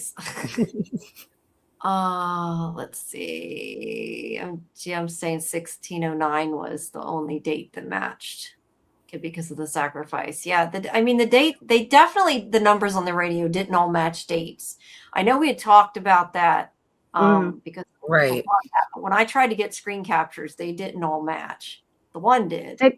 1609 was the only one that was one of the dates. Yeah, 100%. Yeah. I'm looking at it. There's one that was close, but it was still off. Yeah, there was one that was close, but it was still off by a decade. It was 1762, it said? Something like that, yeah. Let's see. It was 1609, 7609, 1608, 4888, 1762, and 7952. Yeah, completely random. Fletcher, the meaning of the liver specifically, is there any important meaning that we could use on the show, since many all love liver? I don't know. To me, the only thing that ever was about the liver was the whole bile thing. But then somebody said, I thought the liver made bile, but maybe that isn't even true from what somebody else said. So I don't know. I know that most animals, when they kill their prey, the liver is one of the first things that they eat. That's where they get all the nutrients from. And a lot of ancient civilizations saw that or figured that out, and they thought it was a way to the afterlife. The Greeks, that's why haggis is like such a big thing in the Celtic, Scottish, Irish culture, I guess. And I think the Egyptians too. We're big on the liver. That's the stomach. Haggis is the stomach. Yeah. Yes, that's what I thought, that bile was produced in the liver. I just am going by X-Files. I don't know. All right, guys. Well, we are at 3 hours. I am hurting, and I kind of think I'm about tapped out. But we will be back tomorrow with trivia. Yay. So make sure you guys join us again at 10 Eastern tomorrow. I will probably not get it scheduled till tomorrow when I get up, but I will get it scheduled. We're going to do trivia. We'll probably do some more bingo trivia maybe. And yeah, it'll be our... I hope people like the bingo trivia. If you guys like that at all. I think it was fun. I liked it. I enjoyed it. I loved it. Good. It was a lot of fun. Any kind of trivia is wonderful. And I love your bingo cards. Aw, thanks. I appreciate you doing that, Scarlet. That's awesome. But yeah, we'll do that tomorrow. And then also, guys, just a reminder, June 3rd, 7 p.m. Eastern is Liz Saunders. And you still can send questions for Julia Doyle, who plays Sophia, if you put them in Discord, because that's on Tuesday evening. And we will try to ask them all. We're getting a longer interview, even if it's not live. So we should get through everybody's questions. So make sure you put them in Discord. And if you're not a member, please join. You can get our schedule and talk to us and all kinds of stuff. And also Vigo, his interview for Vigo Handbelt, who played young Jade, will be up soon. I had intended it before tonight, but it's at this point going to be probably tomorrow.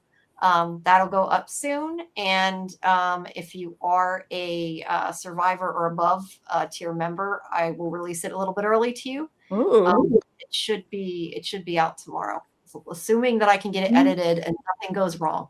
and I want to thank anybody who's in the chat or anybody on Discord that hears this for the submitted questions. I use a lot of your submitted questions, and I thank each and every one of you. Yes, thank you for sending us Thank all the questions. We go. We appreciate it. And yeah, now you can send questions for Julia and do that as well. Yeah, she's creepy as fuck.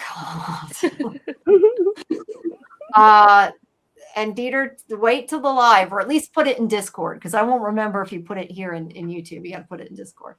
But yeah, that's all coming soon, and hopefully we'll have other From stuff for you soon. But yeah, make sure you join us tomorrow for trivia.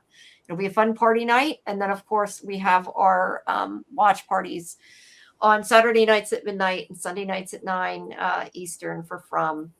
But yeah, other than that, we're still doing Widow's Bay watch party 9:30, live stream at 11 on 2 episodes. Woo! So, you're getting 2, right? Yeah. Widow's Bay. Wait, you mean Widow's Bay? Yeah. Yeah, that's right. There's 2 episodes coming for Widow's Bay, so there's that too. Thanks, Fletcher. And I'm sorry, you guys. I'm kind of wrapping it up. I was out. Oh, that's okay. That's fine. Plenty of hours. Yeah, it's a lot. But thank you, everybody. Thank you, Susie, for calling in too. Yeah, thanks for letting me on for a minute. Y'all are awesome.